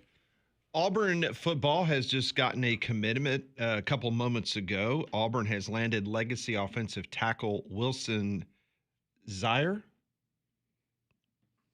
It's a huge win on the recruiting trail. Apparently, Alabama and Florida State were both wanting his services. He is a 3-star offensive lineman from Rabun Gap, Georgia. 3-star. He has committed to Auburn University. I believe this is the 10th Auburn commitment in this recruiting class. Yes, you're counting the long snapper that they got out of Lipscomb? I'm probably not counting him. Okay. So I thought that gave them 9, but I might be wrong. Yeah, I thought Wilson Zaire would give them 10. Okay. Where does that put them in the rankings? Have they updated the rankings yet? I am going there now, taking a look to see where we are. I've got it pulled up. 66th. Have they updated it? Mm-hmm. So they're 66th now. 66th. So that jumps about 10 spots. They were in the high 70s when we were over in Atlanta. And they are counting Travis Wakefield, the long snapper. Okay. Because they Rivals and or On 3, 247, they all have him listed as a 3-star. Number 1 in his position. Okay. According to Rivals. Okay. So Auburn gets a commitment as we're wrapping up SEC Football Media Days. Alabama, meanwhile, they currently sit at number 5. USC, the number 1 class, according to 247. 31 commitments, followed by the Georgia Bulldogs, Texas A&M, Notre Dame, and then Alabama. Alabama has more 5-stars committed than USC, Georgia, Texas A&M all combined. So we expect championships. So we'll see if that will hold for the Tide, as I assume that probably at least 1 or 2 will be probably flirted with by another school and may even decide to sign somewhere else. But Auburn gets a commitment today. As we mentioned, today is wrapping up SEC Football Media Days. Arkansas, Kentucky, Mizzou, and Texas A&M. They are meeting with the media today. Drinkwitz this morning was his effervescent self. He was laying one-liner after one-liner in regards to his meeting with the media. Kentucky's Mark Stoops, he made a little bit of noise this morning talking about how difficult the job is in college football in regards to using some profanity to describe how difficult that job is in Lexington, Kentucky. Yesterday, On3 Sports reported that the Big Ten is not going to sway off their demands of getting 4 automatic qualifiers. Meanwhile, the SEC still leaning into the idea of a 5-11 format. Greg Sankey will be on the Paul Feinbaum Show later this afternoon. You can hear that on many of our stations on the Jox Network, and you can also watch it on the SEC Network in regards to Commissioner Sankey being on with Paul. It would be very interesting to see if he addresses any of the shots across the bow that now the Big Ten has obviously leaked to the media that they are not willing to go anything but the 4 automatic qualifiers. And we've seen, I'm trying to remember the year, it was kind of big, but haven't we seen some of those more impactful messages from the commissioner when he visits with Paul on that final day? I'm trying to remember the one specifically, but I can recall that he did drop some pretty big news one year. Well, one thing's for sure, he dropped a couple of nuggets in Destin, Florida, as they wrapped up SEC spring meetings, and he may continue the conversation. Listen, I will say this, and we've said it a million times, and I know that we're a rock's throw from the SEC headquarters here in Birmingham, but Commissioner Greg Sankey, he is available for the media more than anybody in college sports. He was doing every interview on Media Row, every radio station that requested him. He was everywhere. Meanwhile, Tony Petitti, to my knowledge, has only done one interview, and that was with Joel Klatt. That's it. And that's a controlled environment because Joel Klatt is a mouthpiece for the Big Ten Conference. He's not doing individual radio station interviews like Commissioner Sankey. Commissioner Sankey is a man of the people, and he will talk with anyone that wants to discuss and have a good conversation about college sports. That's what Commissioner Sankey does. So this afternoon, we'll see with Paul Feinbaum if he has anything to say at all about the comments that was attributed to the Big Ten Conference in regards to, unless the SEC goes to 9 conference games, they're not budging. They're not even going to have that conversation. So we'll see what happens this afternoon there on the Paul Feinbaum Show. Trying to verify maybe some news that could be coming out around Auburn. There's a lot. They did just pick up, according to, I guess, Rivals, he would be a 4-star offensive tackle and ranked 66, but something maybe concerning Malcolm Simmons, but just trying to verify it right now. Keep you updated on that in case you missed that story. Not a good one to either go to bed to or wake up to if you're an Auburn fan, especially Hugh Freeze. I know that Pat Auburn put out the statement officially when they were asked about it, but that's the only other details that we have at this time. Yeah, the story that came out last night that Malcolm Simmons, he was arrested at the Lee County Sheriff's Office. His bond was set at $20,000. The former four-star recruit, he caught 40 passes as a true freshman last season. Now, the charges was domestic assault with strangulation or suffocation. That's I believe a Class B felony. And if he is convicted of that, he could face between 2 and 20 years in prison and a monetary fine up to $30,000. This is the second Auburn player that's been arrested in the last 8 days after redshirt freshman linebacker DJ Barber was arrested in Dadeville on charges of trafficking marijuana, unlawful possession of a controlled substance, and unlawful possession of drug paraphernalia. Barber was dismissed from the team the very next day. The statement Landrum was referring to was given to Auburn Undercover's Nathan King. As Nathan tweeted out, Auburn said the following: "We are aware of the situation, are gathering the facts, and will address the situation," end of quote. So we will continue to keep you posted on any new information on wide receiver Malcolm Simmons for Auburn. Yep, and we'll get to your phone calls and more of your texts as we continue the Thursday edition of Three Man Front right here on your home for college football and more. Jox. Yeah, we will continue to look at SEC Media Days and what's going on. Sam Pittman actually is at the podium as we speak. And right now, get a load of this. He says that they're going to have 58 new players on their roster this year. 58. 19 high school signees, 31 transfers, and 8 walk-ons. That's the 58 new players for Arkansas. That's the breakdown. And based on a lot of time that we spent around Ty Richardson and some other folks in Arkansas, they believe this may be the last roundup for Sam Pittman based on their schedule and based on everything going on. We will continue to take your text messages, your phone calls as well at 1-800-239-WJOX. This is Three Man Front on Jox.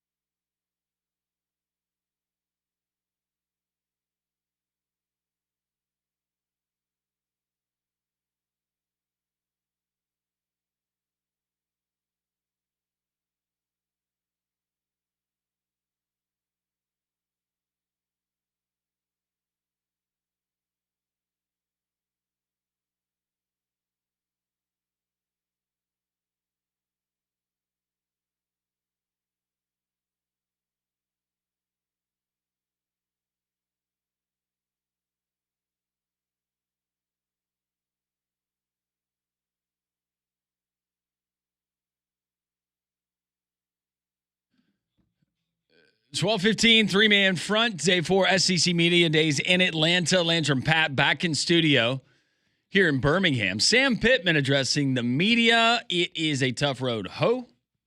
Sam Pittman, very likable. That would have been one of the highlights of my day, is getting to see Sam Pittman. Got to visit with him back in the pandemic when he said, if I wasn't coaching football, I would be maybe hanging sheetrock. Just looks like a good old dude. And I mean like old dude. like OLE, like Ole Miss. Just a good old dude. But yeah, Sam Pittman. Who knows? We talked to Ty Simpson. We talked to Ty Richardson from Fayetteville. Talked to a couple of other folks that do shows out there, and 6-6 seems to be where most of them are leaning, maybe at best. But remains to be seen. And right now, Pat, the good thing for every fan of an SEC team, everybody's undefeated. No question. And the future is bright, as some coaches would say. Yes. Were you surprised that we heard that from you the other day? I was. Because we had so much fun when Gus would say it here on the show. Yeah, when we heard it, we were both like, Future's wow, bright. can't believe he went there, but okay. I think he said the future is very bright. Yeah, he didn't quite go the exact route of Gus Malzahn, but. Yeah. You're going to go the route of exterminators. You call Stark Exterminators. 61 years have been family owned and operated. Call Stark today, because now that we're here in July, there's still the insects, the biting, the stinging kind. They're no fun. You want to have fun with your family out there in the yard, but you don't want little Johnny, little Janie being eaten up by the bugs. Call Stark Exterminators today. They'll take care of your home or your place of business like they did at the Roberts House, and they have for so many years. One of their professional team members will come to your home or to your place of business, inspect it thoroughly inside and out, address any current issues and any that might come up down the road. Stark Exterminators. Call for the free home or business pest inspection today. 855-STARK-NOW. That's 855-STARK-NOW. Or visit starkexterminators.com. And they're going to use the most environmentally effective treatments available. Once again, 855-STARK-NOW. Go to starkexterminators.com. Make sure you tell them Landrum from Jox sent you. Let's go back to the phone lines. Dave in Hoover joins us here on this Thursday. Hey, Dave, I hope you're well. Hey, guys. Yeah, thanks for having me. Listen, I heard Chris Lowe this morning. I know he said he was hell-bent on the SEC going to 9 games, but he said it would mean more money. But let me just say this. Kirby brought out today, the other day, that in 2030, if they had a 9-game conference schedule, that means they would have 12 Power 5 games, because they've got Ohio State, Clemson, and Georgia Tech on the schedule for that year. I don't know why. I mean, if anybody's ever played this sport, it's a very violent sport. If I had it to do over again, I probably wouldn't, although it's changed a little bit from when I played in the 70s. But, yeah, I've got a degenerative disc in my neck. A left shoulder needs to be replaced. And they don't understand how violent this game is. And a 9-game conference schedule would wipe out really any other games you've got, cupcake. I mean, you've got to have those games to get players playing time. And also those schools need the money, and you just can't, your body just can't handle it. And I don't know what they're going to do about it, but I'm all for keeping it at 8 for that very reason. Because I just don't want to see a lot of the game. Clemson and Georgia play, home and home about every 5 or 6 years, And then South Carolina's got it, Florida's got it, Georgia's got it. They got a conference rivalry game. So it's, well, you don't hear the developmental piece that much anymore, because the rosters are constantly changing. I'm like you, Dave, but you know what? We don't hear much player safety anymore. We hear a little bit about academics from maybe a coach or Jim Phillips. Nobody really talks about school anymore. It's all about money. That's all it is. And it's these student athletes. There's a kid here in Birmingham, you probably figure out, played at Georgia.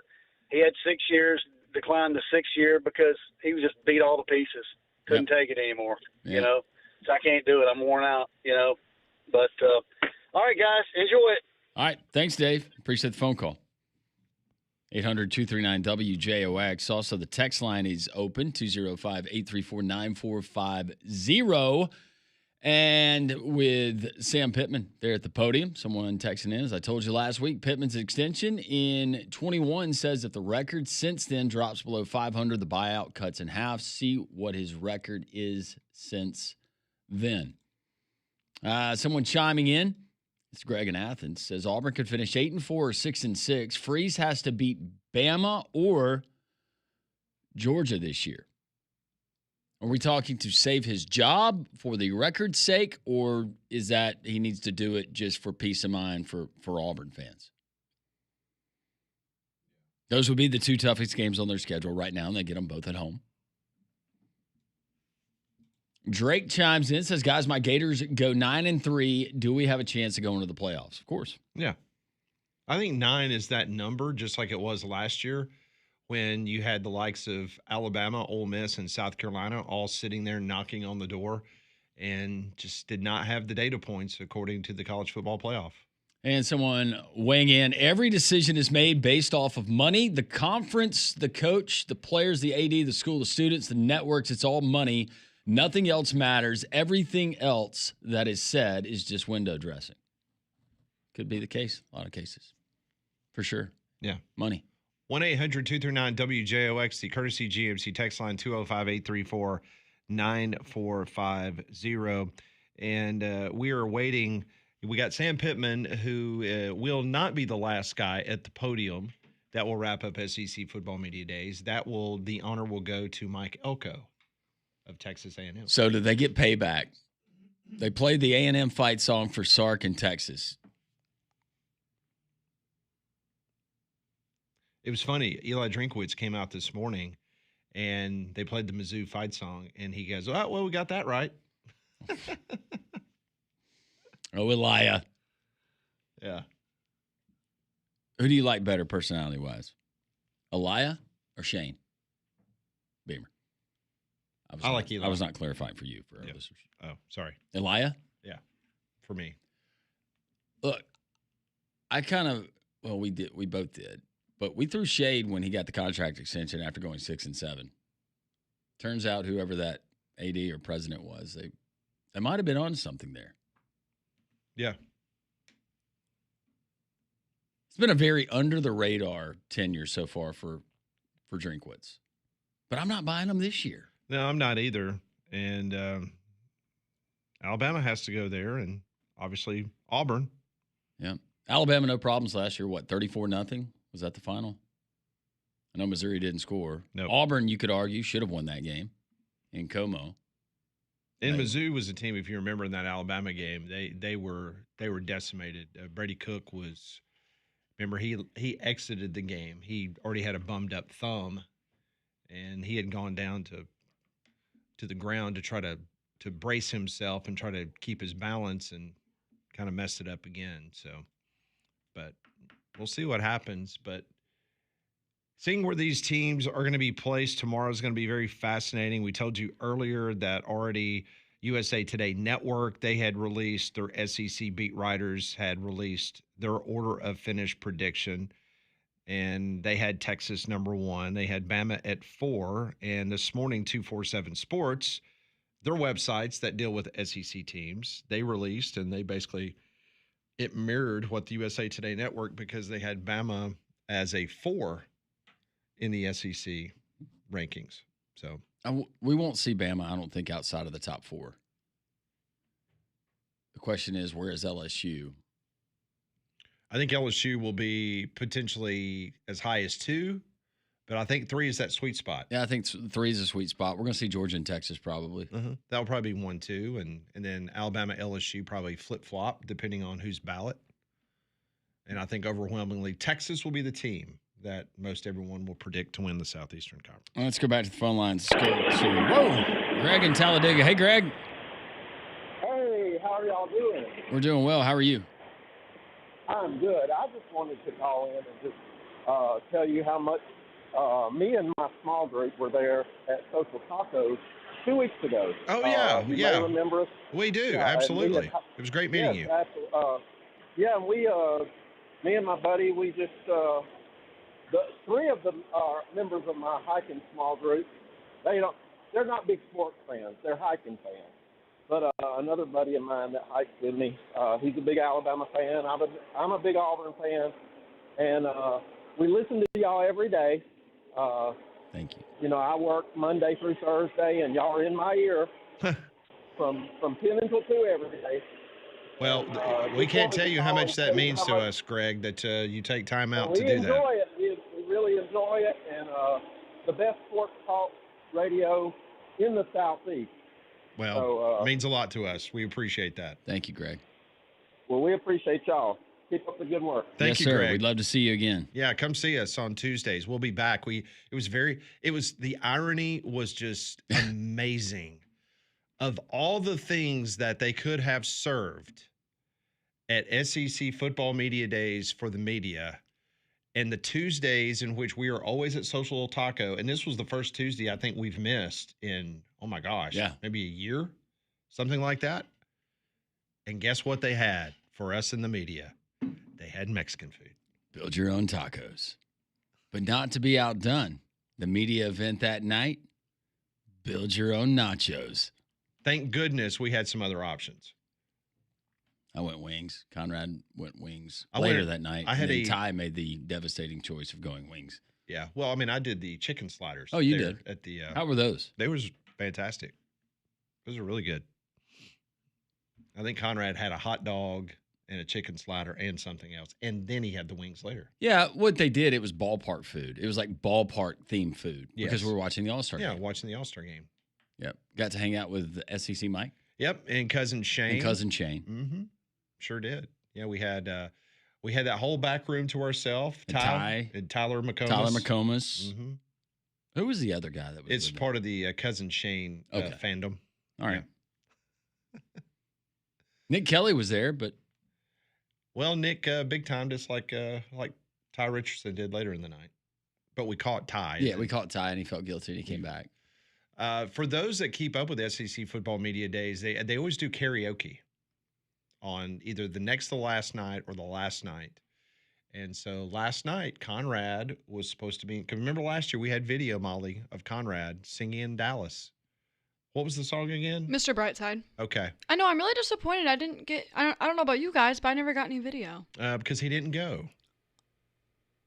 Are you serious? He did not go. I'm so disappointed. Now we did get video of Ty and a couple of guys. What were they singing? Sweet Caroline. Oh, that's right, Sweet Caroline. We It's a have good it. karaoke song. He said that we could play it. Oh, we'll see if Molly can cue it up. The worst thing I've seen, we'll do it. Okay. Yeah. That'll be the worst thing we've seen and heard coming up a little bit later. If you were really intoxicated, it probably sounded great. Oh, there's no way that they were intoxicated, right? No, I'm pretty sure at least one guy in the video was. Or are you calling it? Yeah. Okay. Feel pretty confident in that one. Okay. All right, let's go to Tim. Hey, Tim. We're going to put Tim on hold. We'll continue here on Three Man Front on this Thursday as Sam Pittman. He's long-winded today. He's got a lot to talk about. Maybe he's going through the list of the 58 newcomers on his roster. Three Man Front continues here on Jox.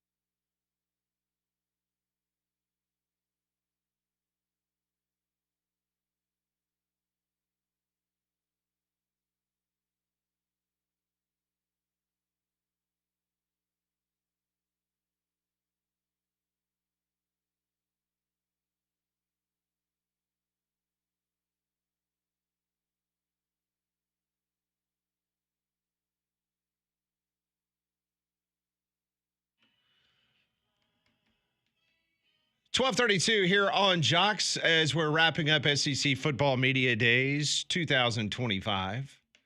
Have no idea where it will be next year. That was kind of a bone of contention early morning on social media, thanks to me. But hey, guess we'll find out when they tell us. We'll see when we will be going elsewhere, whether it's Nashville, Birmingham, New Orleans, Orlando.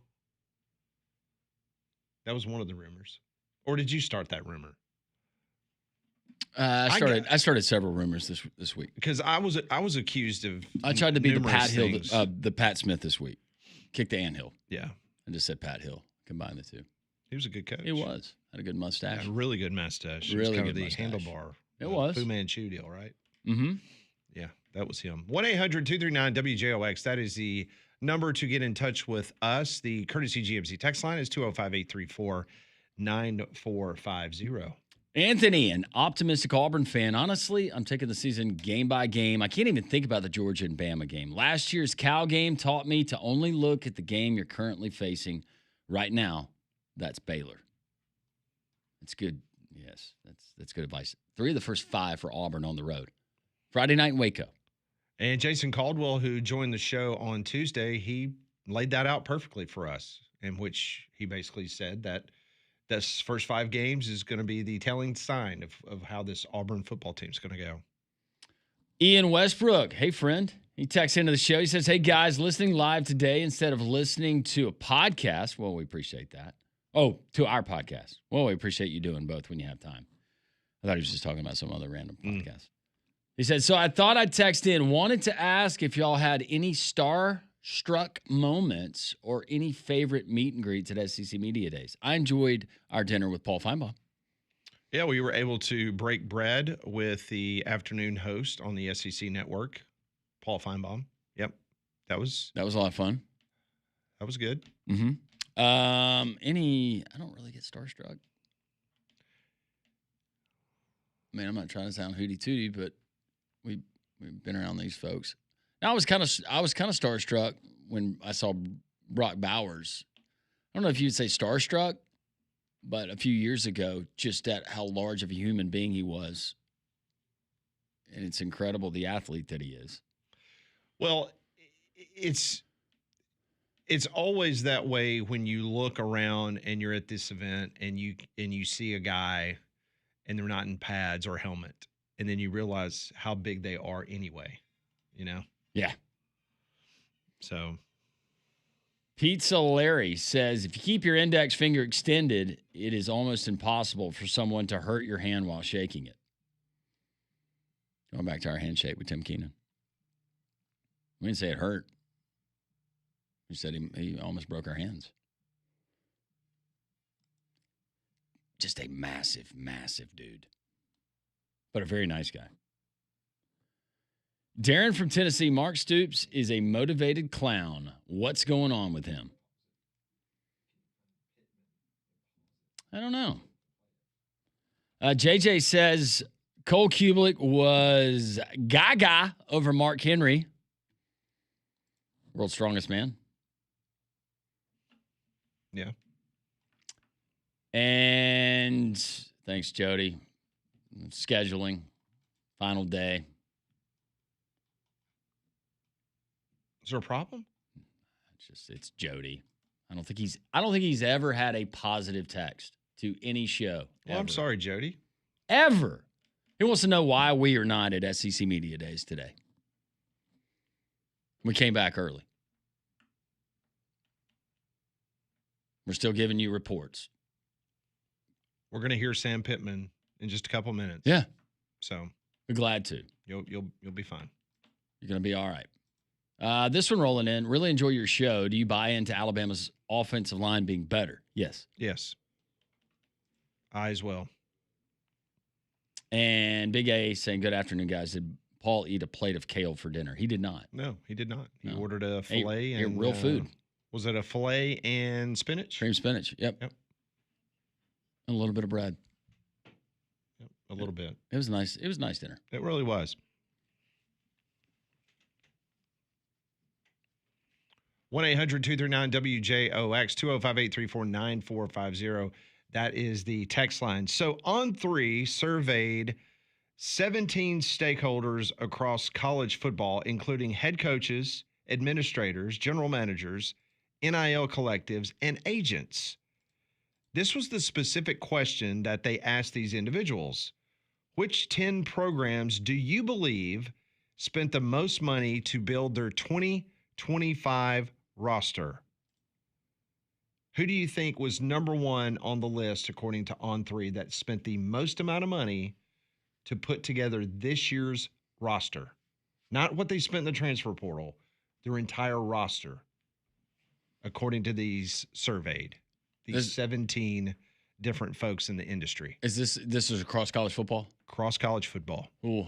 I want to say Ohio State, but Texas Tech might be in the running. I was going to go Texas or Texas Tech. Texas, according to this survey, appeared on the most ballots, north of $35 million. Now, I know that there was another story that had come out a couple months ago that, their roster was going to be like $45 million or something like that. But based on the people that On3 talked to, they said it was north of $35 million. But they came in at number one. Landrum, your guess with Texas Tech, outstanding. That was number two on the list at $30 million plus. At number three, Ohio State, around that $30 million mark, according to the Wall Street Journal. At number four, Oregon. I thought you were going to say Ole Miss. At number five, it was a tie between Texas A&M and Miami. Okay. With their roster. At number seven, Southern California and Michigan, right around the same number. Coming in at number 9, Tennessee, which kind of surprises me because I thought they saved a little money with Nico, right? Since they wouldn't pay up Nico, then Nico went west. Coming in at number 10, according to On3 Sports, the Auburn Tigers. This is what they wrote about Auburn. Auburn spent big this offseason, landing Oklahoma quarterback Jackson Arnold, Georgia Tech wide receiver Eric Singleton, and Virginia Tech offensive lineman Xavier Chaplin. But the Tigers also allocated cash to retaining talent, notably defensive lineman Keldrick Falk. The investment in the 2025 roster comes ahead of a critical season for Hugh Freeze's future at Auburn. A source told On3, Auburn spent. They have to. They're going to get fired if they don't win now. That was the comment that was given to On3. Adam Nana's guys, probably, or girl. Probably onto something. Yeah, you're really not going out on a limb. No, when not you make so that much. kind of comment. Others receiving votes on this survey of who spent the most money on their college football roster for 2025, LSU. We know they spent really big out of the transfer portal, 18 guys that they got. Moscona couldn't even tell us where he thinks that number is. I don't think he would tell us if he knew it. Yeah. I think it's depending on what kind of accounting you do. Is some of this deferred? Yeah, and stuff like that. You can play with the math. Florida and Georgia came in. Florida, Georgia, and Ole Miss all came in around the same number, according to the survey. And then Alabama and Penn State, same ballpark.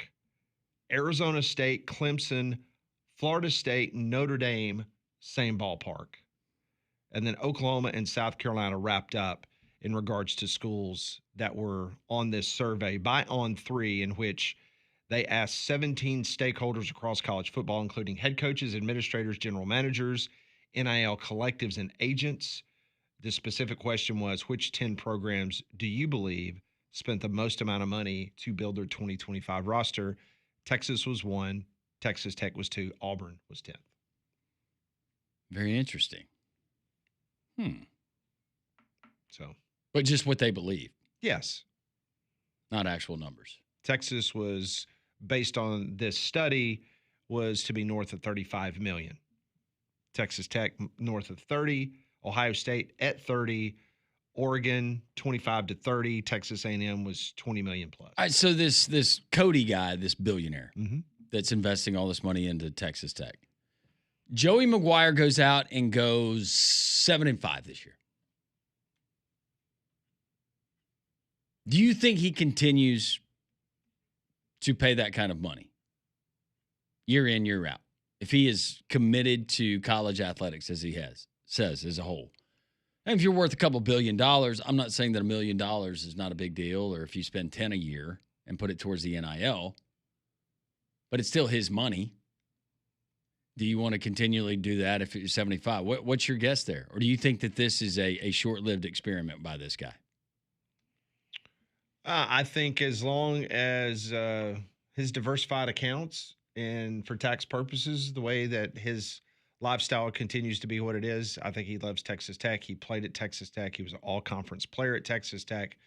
He has taken a huge leadership role in the university and intercollegiate athletics. I think that would continue. Okay. I wonder if he was an active giver when Senator Tommy Tuberville was the head coach. Maybe not. They're like, where were you? Maybe not. We will continue on as we are wrapping up SEC football media days from the Magic City. This is Three Man Front on Jox.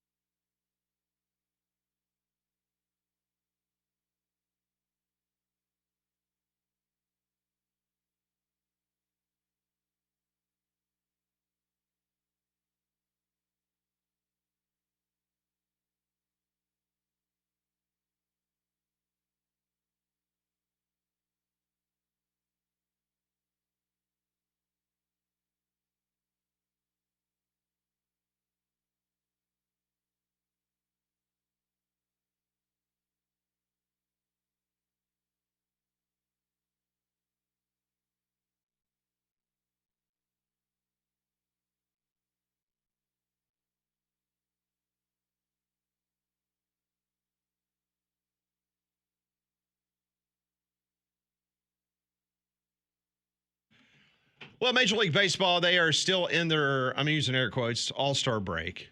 Thank goodness. All teams will be back into action on Friday, including the New York Yankees. Do we have to? In Atlanta, Georgia, taking on the Atlanta. Or did you just want the rest of the season to be canceled? Yes. Is that what you wanted? Yes, I wanted the strike year. What was that, early 90s? There was a couple of them. Was it 94? Was it 92? Yeah, we lost a World Series in the early 90s. I'll tell you who got screwed that year. That was the Montreal Expos. Montreal Expos were so good that year. Who would have thought if they could have possibly won the World Series that year and that franchise may have stayed in Montreal, might have saved the team. We wouldn't have had the Washington Nationals because the Expos ended up in Washington, D.C. I don't know why I used to. So my dad went to Montreal and he got me the fitted cap. It was a great hat. That was a great hat, great Pat. uniforms. But you know, the hat, the material on the hat was more like it wasn't the wool. It was the knitted, kind of like we used to get with the old Park League hats. It wasn't not like the trucker hat, but different fabric. Yeah, and it fit differently. The mesh. Yeah, almost. Yeah. I used to love watching games inside of that dome. I know players hated it, right? Oh, it was awful. I actually had my son had a hitting instructor when he played baseball, and the hitting instructor actually played. He got an opportunity, an extended stay with the Expos, and just the stories that he told. Loved the city of Montreal. Said the city of Montreal was incredible. Just the French influence. Yeah, it was almost like you were in Paris because most of the people there in Montreal speak French. Do they have a poo-poo river? I'm not sure. Well, the St. Lawrence River, I believe, goes through Montreal, if I'm not mistaken.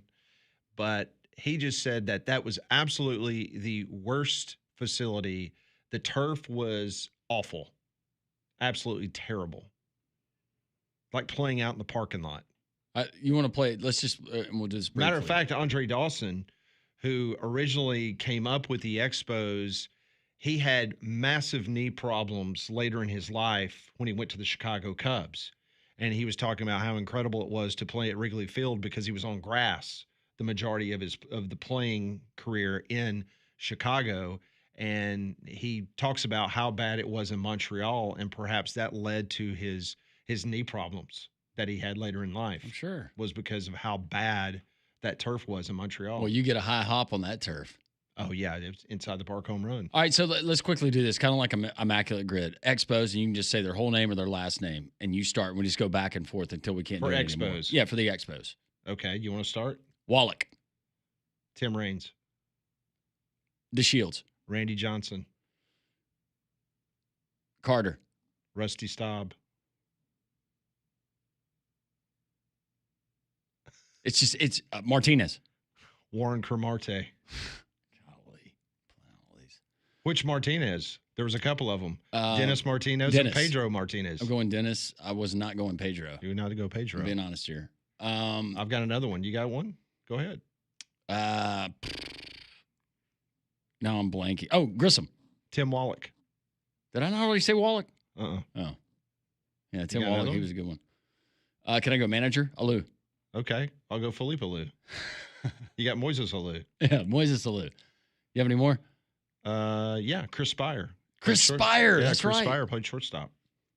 That was fun. I got another one. You go want ahead. Another Yeah, one? keep doing it. Marquise Grissom. I already did Grissom. Oh, you did Grissom? Yes. I'm sorry. I think I did Wallach early on. Oh, okay. All right, give me another one. Warren Cromartie. That's okay. Brett Norsworth there, friend. I got another one. You want another one? Yeah. Steve Rogers. He was a pitcher. Okay. So you forget, and this is the reason why I know all these Montreal Expos. Yeah. The St. Louis Cardinals used to be in the National League East with the New York Mets and the Montreal Expos. That's right. So we played them 19 times a year. So I was very familiar.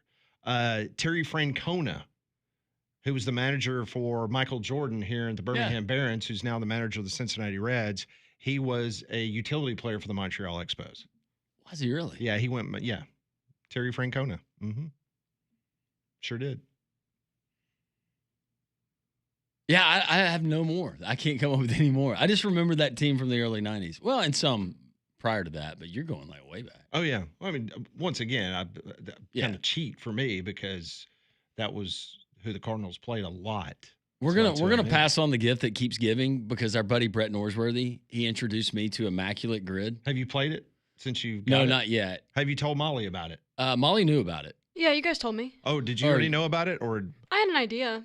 I had never played it before, though. I haven't tried it yet. Just go to immaculategrid.com, and it is it's highly addictive and it's really frustrating. Now, I know he told us that you can do NFL, NBA, and Major League Baseball, but can you do college football? I don't remember him saying that you could play college football players. I could be wrong. Let's see here. That was fun. It was fun. Reliving a lot of Montreal Expos. We'll just call that Pepper. New segment on the show. Who would have thought in Birmingham, Alabama, we would have spent about 5 minutes talking about the Montreal Expos? Expos, of course, because of the Braves, we shared a division, right? No, we never shared a division, did we? I just remember the Braves. That was the year that the Braves had a really good team, but it was like the Expos were better. Yeah. No, the Braves stayed in the National League West up until they decided to go to the 3-division format. Yeah, we were in the West, early 90s when they made that first run. They were 9.5 games back at the break to the Dodgers back in like the Lonnie Smith and Pendleton days. When did they move to the East? Do you remember that? Been a while. Sorry. They all run together, my friend. They really do. You cannot do college football on this. Oh, you can't? It's just NFL? Yeah, but here's good news, Pat. They have women's basketball. Are you kidding me? They have women's basketball, but they don't have college football? Let me make sure. 1994, my friend. That's when they split into 3-division in Major League Baseball. So that is when they did that. Yeah, 1994. Where were the Expos? Was that when they moved to Puerto Rico? Yeah, that's when they were redoing the stadium. NFL. You've got NFL, you got NBA, Major League Baseball. You got hockey, soccer, women's basketball. Interesting. Expos played in Puerto Rico 2003, 2004, multiple times. Michael reminds us that Pete Rose was a Montreal Expo. He certainly was. Wow. Yeah, that was another good one. We will continue to update you because we've gotten a lot of information. We got to be very responsible with it about the arrest surrounding Auburn wide receiver Malcolm Simmons, but we got to verify some things. If you missed it, Malcolm Simmons was arrested yesterday, Lee County Sheriff, on a Class B felony, choking, strangulation, and according to Alabama state law, that would carry a max sentence of 20 years in prison. Very serious charges. Yes, between 2 and 20 years. It's a Class B felony in the state of Alabama. Yeah, hearing some things surrounding that. We'll try to get to the bottom of them. Anything that we can pass along, we'll certainly pass along. Hour number 4, straight ahead. We will continue to monitor what's going on in Atlanta, Georgia, including we will go back to the podium. We'll hear from Sam Pittman, who is on the hot seat there in Fayetteville. We'll hear what the old ball coach has to say about his Hogs. We'll do some Pat Ponders, also the worst thing I've seen, all straight ahead on this Thursday edition of 3-Man Front on Jox.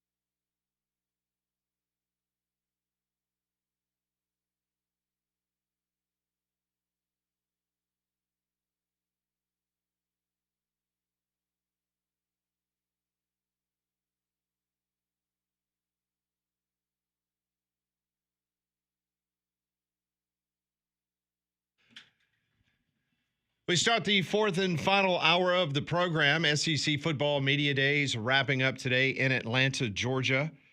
16 coaches. We still have not heard from Mike Elko, who will be at the main podium coming up in just a little while. Meanwhile, Sam Pittman, he is strolling to the podium. This is what the head football coach at the University of Arkansas has to say about this year's team in Fayetteville. Welcome, everybody. Thank you, and thank you for what you do. It's good to be back at College Football Hall of Fame in Georgia. And I spent 4 wonderful seasons here at the University of Georgia and been treated awful well by the state of Georgia. I want to start off by saying we'll miss our friend Bob Holt. You know, he would ask questions, and they were always good questions, but they always made me think. I'm going, where did he come up with that question? But we loved him, and we all miss him. I want to thank Greg Sankey for that wonderful introduction. I'm a better player on paper than I was out there physically, but I appreciate him for all he does. I was talking backstage. I just don't understand how he knows every answer to every question that's thrown to him, and he does, and he's that good, and have a lot of respect for him and thank him for being our commissioner. I want to thank Kyle Parkinson, one of the best SIDs in the country. Kyle always has me ready to go, and I appreciate him. Hunter Yurachek, across the board, we've been very competitive at the University of Arkansas. I think it's our 5th year in a row that we finished in the top 20 of the Directors' Cup. Bucky and his men's track team won the SEC. Cal went to the Sweet 16. Dave Van Horn obviously took his team to the College World Series, and Shauna Estes had a national championship golfer. So we're doing well at Arkansas. As far as we're concerned, we had a top 5 win in the country this year, finished 7-6, or last year finished 7-6. Winning the AutoZone Liberty Bowl makes us 4 invites in 5 years. I think we're one of 2 teams that have won our first 3 bowl games at the University of Arkansas. We turned all 3 of our coordinators, which is huge. Let's start offensively with Bobby Petrino. Bobby is a good man, a talented coach. As you go back, look statistically, when he's in his 2nd year somewhere, they go through the roof. The great thing about that is we have our quarterback, Taylor Green, coming back as well. We finished in the top 10 in offense last year, and I think we have a better offensive football team than we had a year ago. Travis Williams, our defensive coordinator, returning, a wonderful man, great recruiter, motivator. I think we're doing a little bit of something different in the spring than what we've done in the past, which will help us get after the quarterback a little bit, take the pressure off our secondary a little bit more. Scott Fountain coming back, obviously, in his 6th year. Some things people may not know about Scott. He's one of the best recruiters on my staff. Loyal as there is, the day is long, has 2 starting NFL kickers, one at Detroit and one at Jacksonville Jags. And we just signed and Scott Starsick, either 1 or 2, depending on where you look at, kicker in the country. And we've got a great punter in Devin Bell and snapper in Christian No. Our roster, we have 19. We signed 19 high school kids, 31 transfers on scholarship, and 8 walk-ons. I do want to address that just a little bit because as long as I'm the head coach at Arkansas, we'll always have a true walk-on, a true one, not a partial scholarship, a true one, just like Brandon Burlsworth was when he was walked on at the University of Arkansas. We're doing that out of respect for the trophy, for the family, and for Brandon himself. 10 returning starters, 4 on offense with Taylor Green, Blackstark, Kimona, and Harris. 3 of those 4 are offensive linemen. Defense, Campbell, Sorey, Dix, and Larry Worth. 1 D lineman, 2 linebackers, and a safety. And our special teams, obviously, I'm high on. I just mentioned them, Devin Bell and Christian No. That is our returning starters. Excited about our non-conference opponent schedule. It never is easy. I don't think you could have an easy schedule in the SEC. I just don't think it would happen. You could have easier, but the word easy and nothing left on the back end of it never happens in the SEC. We open up with Alabama A&M. It's going to be nice. It's going to be nice for the Arkansas fans because we haven't played at home our first home opener since 22. So that'll be great to have that game. Then we go play Arkansas State in Little Rock. We've never played Arkansas State. So that should be exciting for both Arkansas State and the University of Arkansas. Butch Jones, they just came off a 8-5 season. He's doing a wonderful job over there. And I believe that we should have that rivalry. Memphis, a top 25 team. Ryan Silverfield, they were 11-2 last year. We go to Memphis, and they have an incredible football team. I really like their coach, a really good coach, done wonders over there at Memphis. And then, of course, we have a home game with Notre Dame, national runner-up. Marcus Freeman, obviously one of the finest coaches in the country, and has a wonderful football team. Our home schedule is A&M. The thing I want to talk about Texas A&M is that the last time we played them at home, Johnny Manziel was running wild on us out there. I remember that because he came running over sideline laughing at us.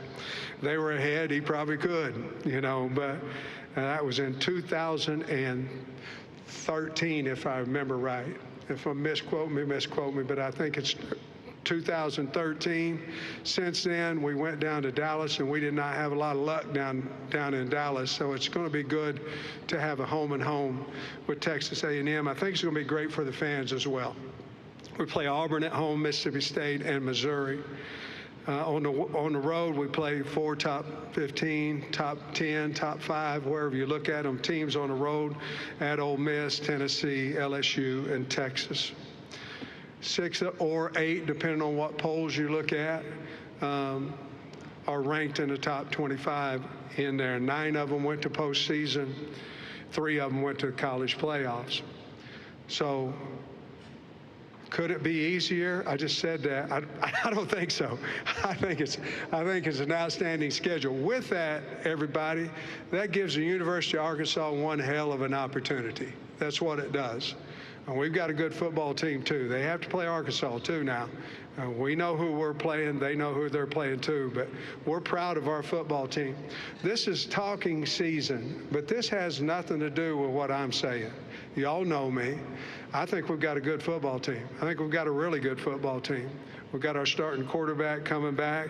We're a big team. If you look at us, we're not small in any area. We're a fast team. And we have wonderful leadership. I do want to go back here just for a second, and I want to talk to you about the 3 guys that we brought with us.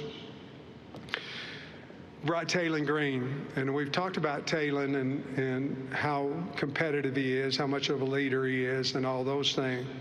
He went to the Manning passing camp. I think he did wonderful down there. He's from Louisville, Texas. He finished 40 yards from the all-time total offensive record for the University of Arkansas last year, 40 yards away from that, and he was hurt the last 8 games of the season. We brought Xavier Sorey, and graduated out of IMG from Florida. He led our team in tackles last year. A wonderful guy. You'll enjoy talking to him as well. And then we brought Cam Ball. Cam Ball's from right here, Tri-Cities High School. Cam lost his father this summer, bout with cancer. I will say this, it was one of the most gratifying, joyous ceremonies that you ever could be a part of. It was unbelievable. His dad, Charles, was a fine man. He's wearing a pendant, a necklace in recognition of his father. But Cam has great faith, and it helped him get through it. In closing here, guys, I appreciate you, number one. Number two, we've got a fine football team. We do. And I'm excited to start this season. As of right now, we only have one young man that won't be able to start when the season starts. That's Ismail Cisse. He had a wrist surgery, tore some ligaments and a bone in there. He'll probably be out for the season. Other than that, we'll be ready to roll on August 1st, and I would be honored to take questions from you. Thank you, Coach Pittman. If you have a question, please raise your hand. Molly Ann, Holly, or Olivia will get a microphone to you. Coach, we're going to start over here on our far left-hand side, third row. Coach Dave Shoemade, SEC Unfiltered. Coach, you've accepted 4 bowl invitations in your 5 years. Y'all won 3, but it would be safe to say there's somewhat of a hill to climb at Arkansas. You have the lowest paid support staff, the least amount of NFL draft picks per capita in that state. How do y'all go about building that roster and setting that culture in Fayetteville? Man, you know, we have to go outside of our state. In-state recruiting has changed over the last 3 or 4 years because of NIL, and so you have to think about the talent, who it is, versus what the pay is expected. And so that's been a little bit more difficult in our state. But we like to stay within an 8-hour radius if we can. We've expanded that just a little bit, where our kids can come see us several different times. Financially, with revenue sharing, I think now we're back on even keel with everybody, which we weren't. You just read that off. You know, when we were even, we went from 4-20 to top 20 in 2 years. And so I think the program has a chance to get back up to around those 9+ wins than where we were before, just simply because we have the finances to back that. We've got a good football team. We've got a good staff. We've got great facilities, and we got a great state of fans at the University of Arkansas and the state of Arkansas. There's no reason we can't do it. If I was going to make an excuse, it would be financially, is why we haven't done quite as well as where we were projected my first 2 years. But I think now, with it being even, look out, the Razorbacks are coming on. Coach, we'll go over to our right-hand side, about halfway back. Wilson. Sam Wilson Alexander from The Advocate. This question you might have kind of already just answered it, but your 2023 recruiting class is mostly gone now. Is that because of those financial reasons, or is there something else you attribute that roster turnover to? Well, man, I mean, you'd have to ask each one of those kids. Here's what it's not because of: because of the way they're treated, because of the way they're developed, and because of the way that they're taught to. That's not the reason. It could be playing time. It could be finances. Probably the majority of it is finances. But you'd have to ask those guys. But I do believe that whom we got in the replacement, they want to be there. They're happy with what their deal is they have, and that they'll represent the university well. Coach, we'll go over here on the left side, about 3/4 of the way back, in the middle. Jerry Humphrey, AL.com. Coach, kind of talk about the development of KJ Jackson and how Taylor has been a great example for him. I love KJ. You know, we were just talking on a plane coming over here about his development, Taylor and I and Cam and Sorey. But I think he's ready. You know, where we've been is we haven't been in those games a lot to where we can get that number 2 guy developed. Let's go back to last year. We opened up with Pine Bluff, and we were able to get Malachi in the game. We were able to get KJ in the game, and then when we needed Malachi against Tennessee, Malachi was able to do it. Some of the other teams are able to play their 2s a little bit more. We're hoping to be one of those teams that can get KJ in the game. I believe in him wholeheartedly. I believe he's the quarterback for us in the future. I do. We're not going out and looking for somebody else. When Taylor Green leaves, we got him. He's on campus. We believe in him. We'll go straight in front of me at 2 rows back. Thomas Jones, Austin American Statesman. Sam, you played Texas twice in the last few years. Yeah. Does the fan base still consider Texas a rivalry? What have you learned about that rivalry in those 2 games, and what do you expect going down to Austin this year? Yeah, I feel like they do. I mean, I feel like it was a very passionate, very loud football game. Obviously, we lost 20-10 this year, but I believe that it is reviving the Texas-Arkansas rival, and we're 1-1 in that. Going down to Texas, tough place to play. Great football team.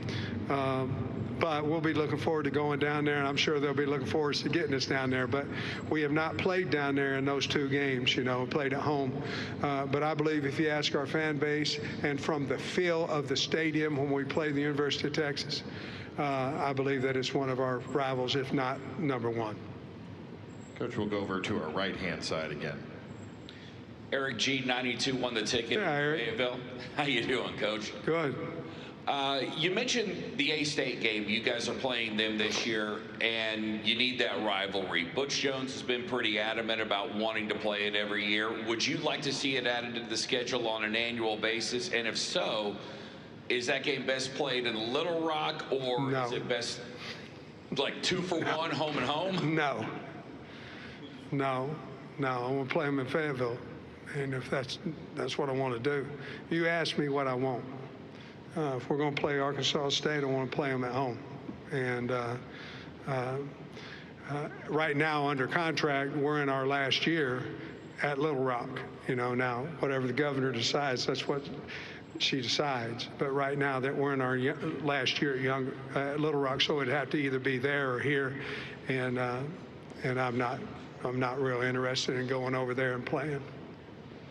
Coach, we'll stay in that section. Barry, 3rd row on the near out. Yeah, Barry Trammell, Tulsa World. Hey, Sam, it seems like every year your job's under discussion. Is Sam going to be back? Is Sam going to be back? Yeah. Does that make your job more difficult? Does it not matter anymore? Does it handle you personally? What are the ramifications of the constant discussion over yours or any other coach's job situation? Well, when they discuss other coaches, it doesn't affect me, so I'm good there. But let me say this.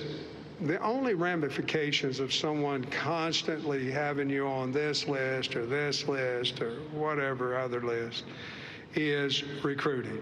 That's the only thing. And it seems to affect us a little bit more in the state of Arkansas because they're up on the Razorbacks, they see more. Now, how can we stop that? We win more games.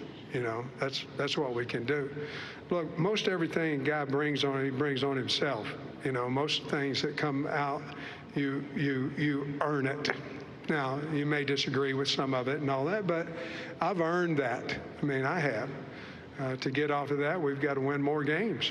But I'll say this.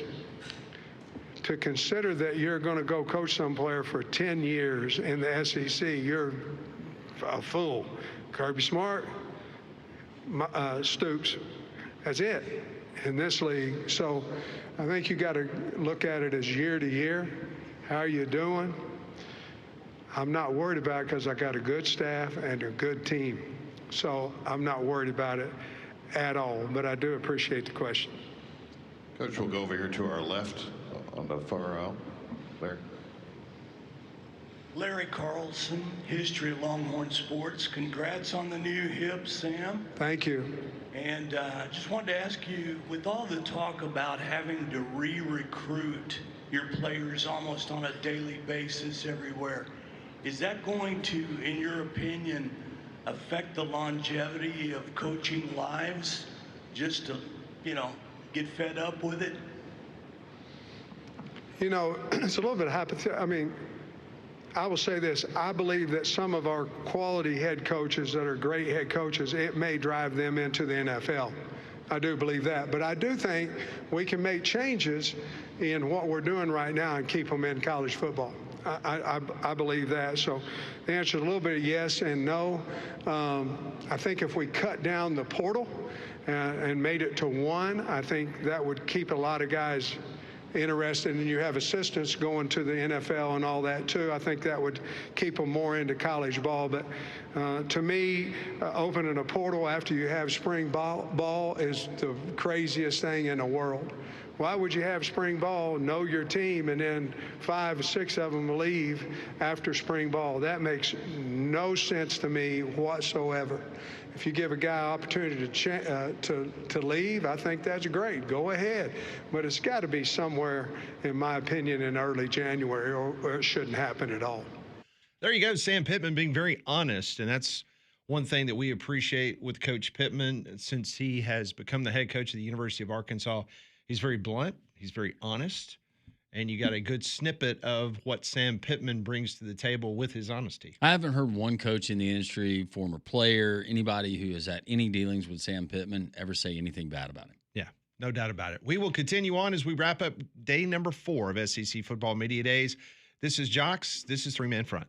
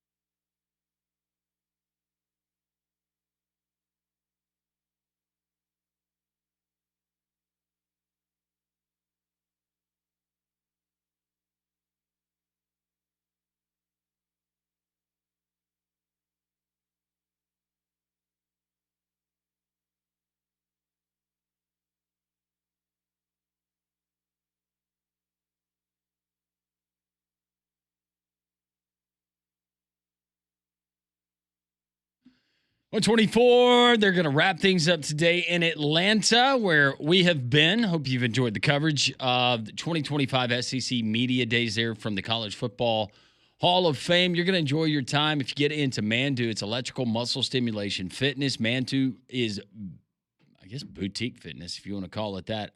I know this. Mandu works, and it's a 15-minute workout. Because of that technology, when you go into Mandu, they're going to put you in a suit. Kind of looks like a wetsuit. It's got cables that run from the suit to a machine, different settings on it. You'll have a trainer with you, and you're going to get the deep tissue action. It's going to send electric pulses to various parts of your body. You can have high intensity. You can have low intensity, just whatever you're looking to do. If you're looking to spot train, if you just want to work on the glutes, you want to work on your calves, arms, shoulders, chest, or you want to build up your endurance. You can do it all with this revolutionary approach. It's all FDA approved.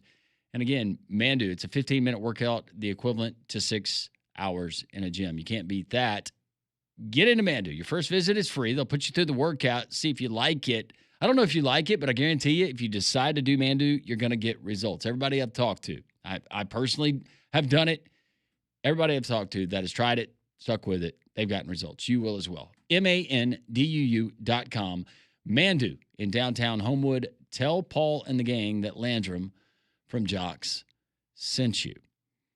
Busy day in Atlanta there on day 4. A lot of your texts rolling in. It's been busy on the Jox text line, 205-834-9450. Mark Stoops, Kentucky, earlier on. Sam Pittman, we just heard from the Arkansas coach. He likes his team. Mary chiming in. She says, great coverage of SEC Media Days, guys. I really miss the days when it was in Hoover and all the craziness. Yep, we do as well. It's a home game. It's convenient for us. Many great years there in Hoover. So many great moments that I was a part of or Pat has been a part of. And, yeah, we remember the Nick Saban day where it was Alabama day and how many fans would come. Auburn day, you had the dog that was spray painted with the paint. Oh, that was fantastic. Yeah, just a lot of fun memories when Philip Fulmer did not show up. That was even a better memory for me. It was. Because I kind of had my hand on that a little bit. Something tells me that something that Mark Stoops said earlier today might be a memory for some. Yeah, we'll get to that in just a second. He used a little profanity in the main exhibition hall as he was talking about just how difficult it is, not only being a coach, but the fact that, for 13 years he has been in Lexington, Kentucky, and this business and profession has changed a great deal. His brother, Bob Stoops, he had a illustrious career at Oklahoma, and then he decided, you know what, this was well beyond or before the whole NIL era, but he was like, you know what, now's a good time for me to get out, because Mike was still a relatively young guy when Mike stepped away. Mark Stoops. Well, Bob stepped away because he was worried There's too about many Stoops brothers. Yeah, he was worried about his health because his dad had passed away. Can you imagine, though? And the stress has always been there at a big time place like that. Can you imagine now? Oh gosh, no. It was probably good that he walked away when he did. Yeah, very, very, very much so. But yeah, Mark Stoops is definitely one of those coaches. We just heard Sam Pittman a few moments ago. He is on the hot seat. A lot of people think that Mark Stoops is squarely on the hot seat. He's probably going to be picked 14th, 15th, or 16th in the Southeastern Conference. This is what Mark Stoops had to say earlier today at the podium in regards to how difficult it is to be a college football coach. And I don't really want to talk about that year. I want to talk about this year, so there's a fine balance there. So for me, it's just exciting. As I mentioned to your colleague there to your right there, but, it's really just, excited about the opportunity, really diving into the challenge that lies ahead of us and embracing that and having fun with it. Because, it's hard, and you might as well go enjoy it and dive into it. And there's a lot of people that can't do it and didn't do it for 12 years and didn't do it for 13 years, and not at Kentucky. You look at the history of what we've done, and there's a lot of great ones that didn't make it very long. One SEC championship in football in the history of the University of Kentucky. One. And the head coach that did that was a guy named Bear Bryant. Yep. Amazing. Stoops in 12 seasons, 66 and 73 overall. Yeah. But given what they've had, he's been to New Year's Six bowl games. And you're also paying him close to $8 million. America is a great country. God bless America. We'll do some Pat Ponders. We haven't done Ponders, or at least I haven't. Molly did it while I was gone. Me and Conrad did it. Did you? Well, we just in the room. Yeah. We will do that next, and the worst thing I've seen, all coming up straight ahead as we wrap up SEC Football Media Days 2025.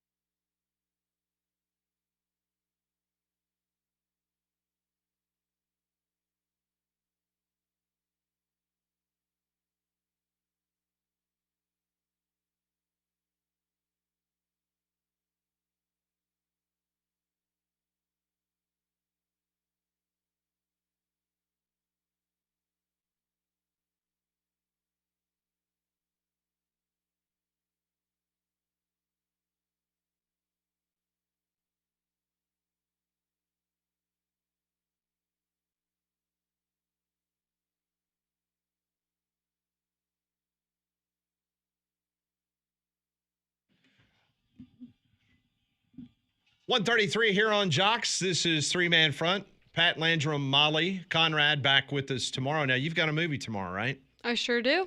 What's the movie? Old School. Old School. Nothing but a winner. Okay.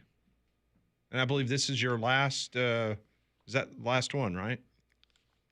I don't know. That's up to you guys. I think I had, someone had told me that was going to be your last one. I think it was it. Yeah. Well, I'll make it a good one. Please do. For my review. Please do. Well, something else that'll be a good one is going to be the Diamonds Direct Summer Sale because the countdown is on. It officially kicks off July 21st, but the big event is happening next weekend, July 25th through the 27th. They're flying in exclusive designer collections from New York and LA, and it's really a can't-miss event for jewelry lovers. If you want early access, appointments are open now, and the best pieces will always go fast. So if you're thinking about popping the question or if you want to gift someone something special and unforgettable, this is the time. So that's our friends at Diamonds Direct over in the Cahaba Village. Let's do some Pat Ponders. It's been a minute or two since I've been able to participate in this segment. It's always brought to you by Courtesy GMC.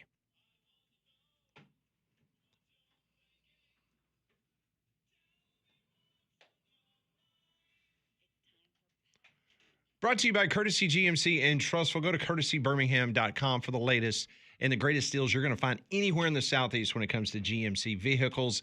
That is Courtesy GMC, courtesybirmingham.com.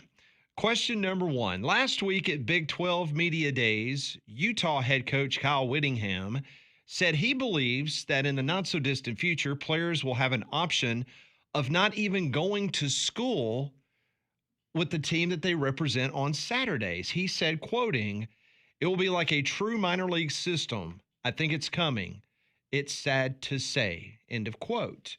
So do you agree or disagree with Kyle Whittingham that the day is coming very soon that a player can play for university but will not go to school there?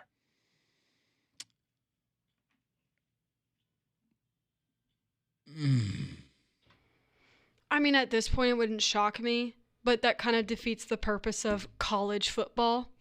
But I guess when we're really being honest with ourselves, do a lot of these athletes actually do school? That's Not fair. trying to be rude, but well, let's be honest. Let's take it down to the high school level. We got some places that say that they're a preparatory academy. I don't want to call them out by name, but do those guys really go to school? The high school level?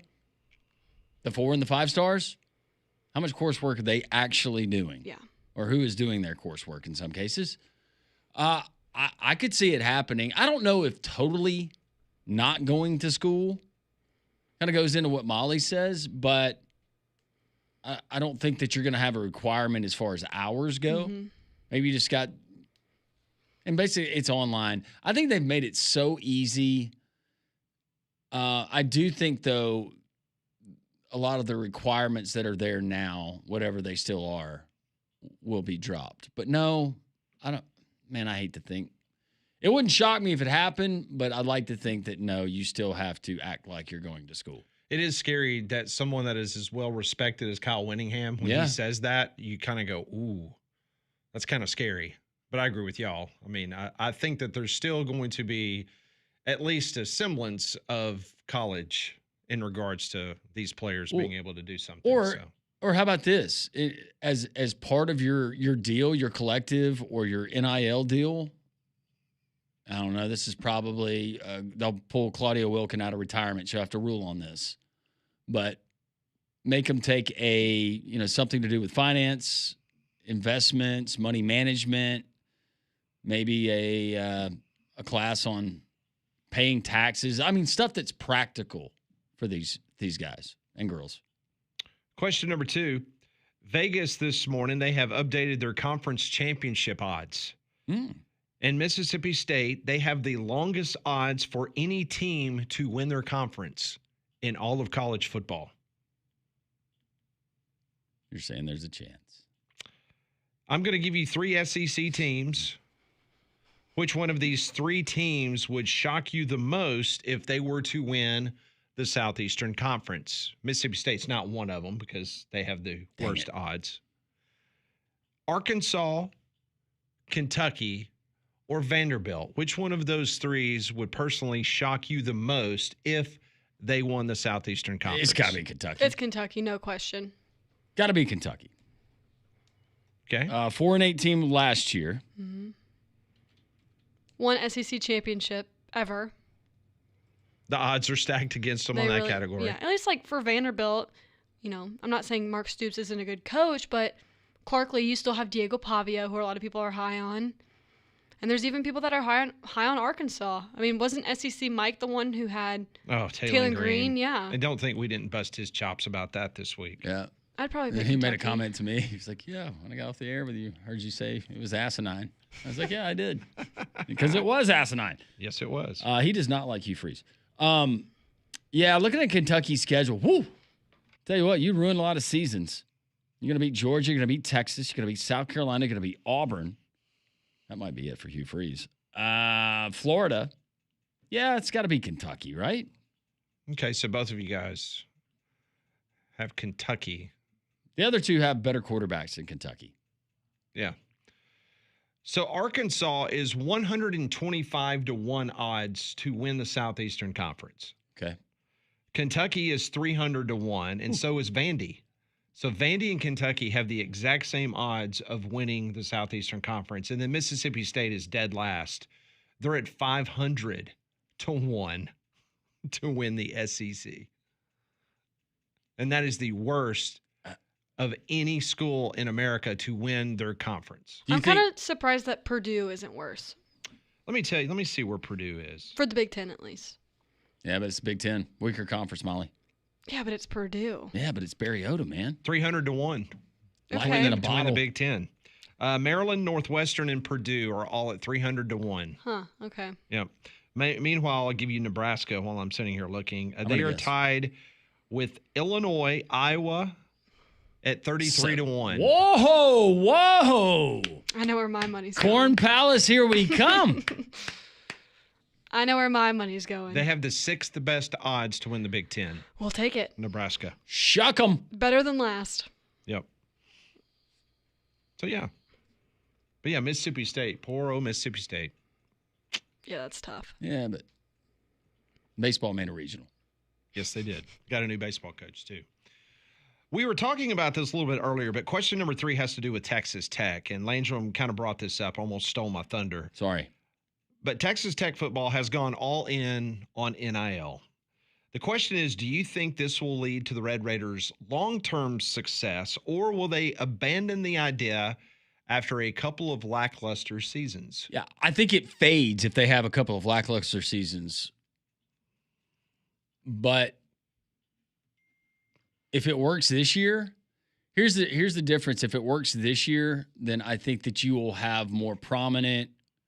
I know he loves athletics. This Cody, Sellers, Eubanks, whatever. But I think that you will get more prominent, wealthy boosters or alumni that normally would not give, and they'll be persuaded to give. So if it catches on at Texas Tech, that won't be the anomaly because you will have other programs that do it. But yeah, I think if they're successful, they go 9-3, 10-2, something like that, then yeah, the trend will continue, at least for now. Yeah, if they're successful and, maybe knocking on the door to a Big 12 championship game, absolutely. But I'm kind of with Landrum. If it does tend to fade, I could see it maybe slowing down, but I also see it as, this guy's a billionaire. He's probably going to keep giving them a ton of money regardless if he has it to burn, pretty much. It's $2 billion. What is that interest? Just conservatively, it's a lot. It's a lot of money. But I'm sure he spends a lot on a lot of other things. Yeah, I'm sure. Not just football. Mm-hmm. Question number 4. Should all Major League Baseball games end like this year's All-Star game with a home run derby style swing off if tied after 9 innings? Yes, for the Braves for the rest of the season. If we go to extra innings, it's a 1-run game. We're usually doomed. You identify 3 guys to be in the swing off? In the swing off. I like the swing off. I would like to it to evolve though. So Molly, I was saying, why stop here? Mm-hmm. Let's have like celebrity swingers. Or you pull a one. random fan from the crowd. Well, you have 3 from each team that do theirs, but you have a celebrity swinger.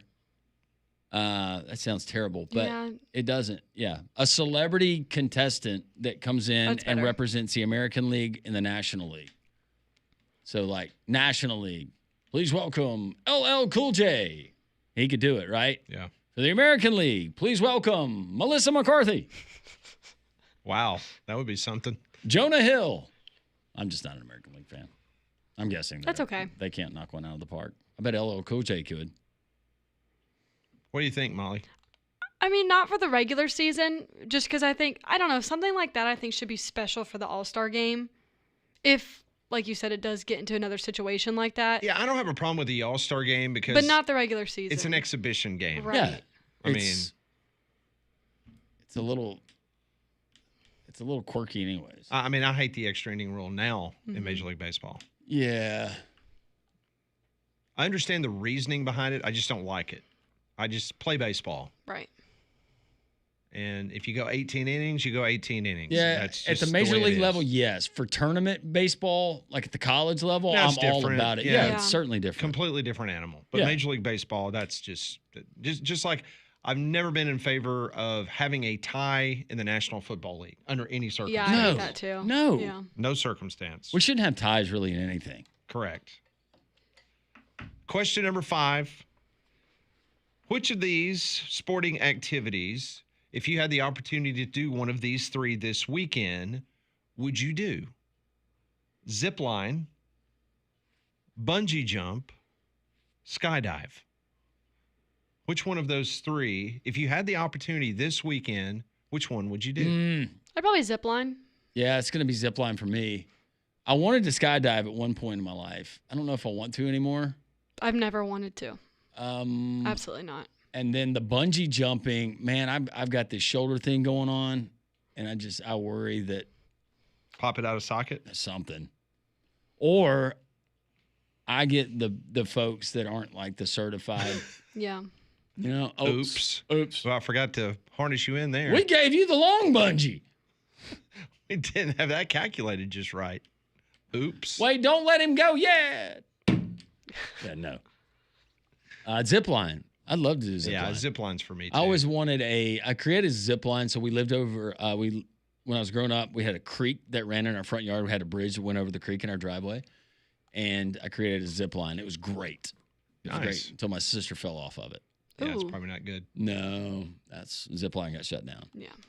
That is today's Pat Ponders, brought to you by Courtesy GMC in Trussville. Go by and see Drew Lawley, Josh Gargis, and the fantastic team. Whether it's getting your car serviced, whether you need some work done on your car, the body shop, or you're just looking for a brand new GMC that's got the best deals, regardless, anywhere that you're going to find in the entire Southeast, you need to go to Courtesy GMC in Trussville or visit them online at courtesybirmingham.com.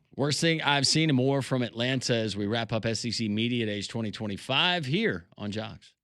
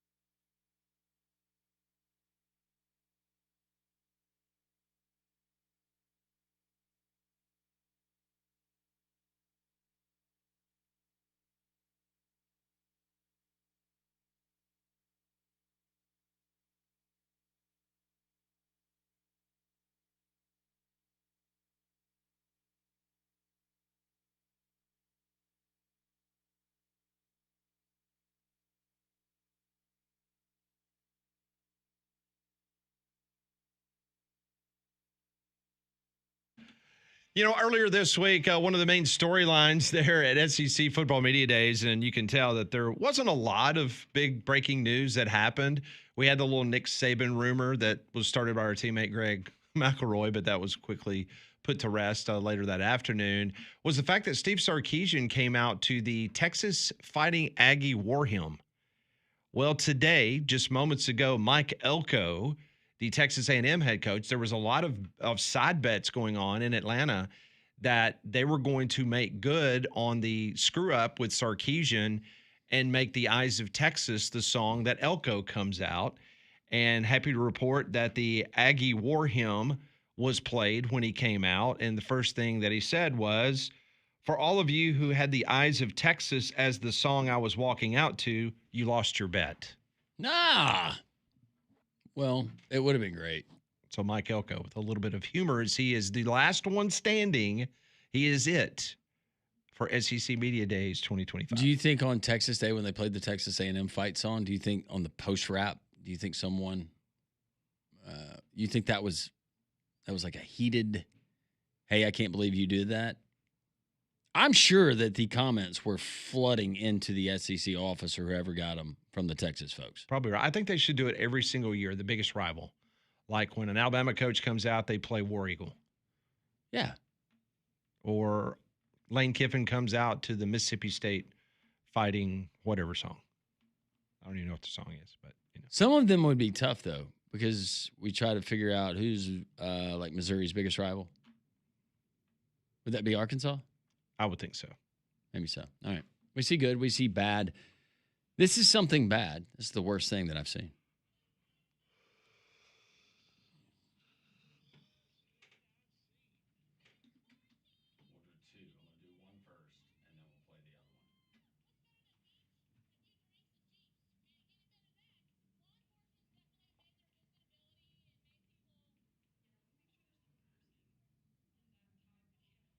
There's not. All right, first we know about the kiss cam, right? I have tried with my wife at certain events where they had the kiss cam going on. We've never been put on there. I mean, I was like really lay one on it. Have you ever been on the kiss cam? I have not. Okay. Would Leanne be okay with it? Yes. Yeah, I think that would probably happen. Well, this is not good for CEO Andy Byron and his HR chief, Kristen Cabot. A kiss cam moment broadcast at a Coldplay concert went sour when it apparently exposed the cheating tech tycoon and his head of HR mistress. Oops. As the band's frontman, Chris Martin, mused that they must, quote, be having an affair. The couple, identified as astronomer CEO Andy Byron and the firm's chief human resources officer, Kristen Cabot, scrambled to hide their faces when an image of them canoodling appeared on the Jumbotron at Gillette Stadium near Boston last night. Cabot covered her face and quickly turned her back while Byron ducked down out of view, prompting some laughter from the crowd. Martin can be heard declaring with confusion on stage, either they're having an affair or they're just very shy. The pair appear to work closely together at Astronomer, an AI data company valued at about $1.2 billion. When Cabot was hired in November of last year, Byron gushed about her 20 years of HR experience and, quote, exceptional leadership skills. Meanwhile, Cabot said her conversations with Martin before hiring her had energized her. No surprise, neither one were available for comment when reached out to today. Ty Richardson, here's the worst thing I've seen. This is last night in Atlanta at Something Knob. Their karaoke moment. Here it is.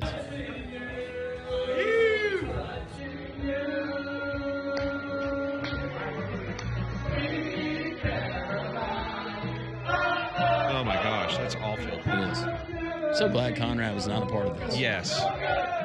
This is what you got in Hoover at Gabriel's. Yeah, that's enough, Molly. That is enough. Oh. The wailing. It's going to do it for us. That was Ty Richardson, right? Yeah, it was Ty Richardson. Frequent guest on the show. Yuck. Yep. Drink responsibly, people. Tomorrow, we will go over the entire SEC preseason poll that will be released in the first team all SEC. As that will come out tomorrow. We reveal our votes as well. God is great.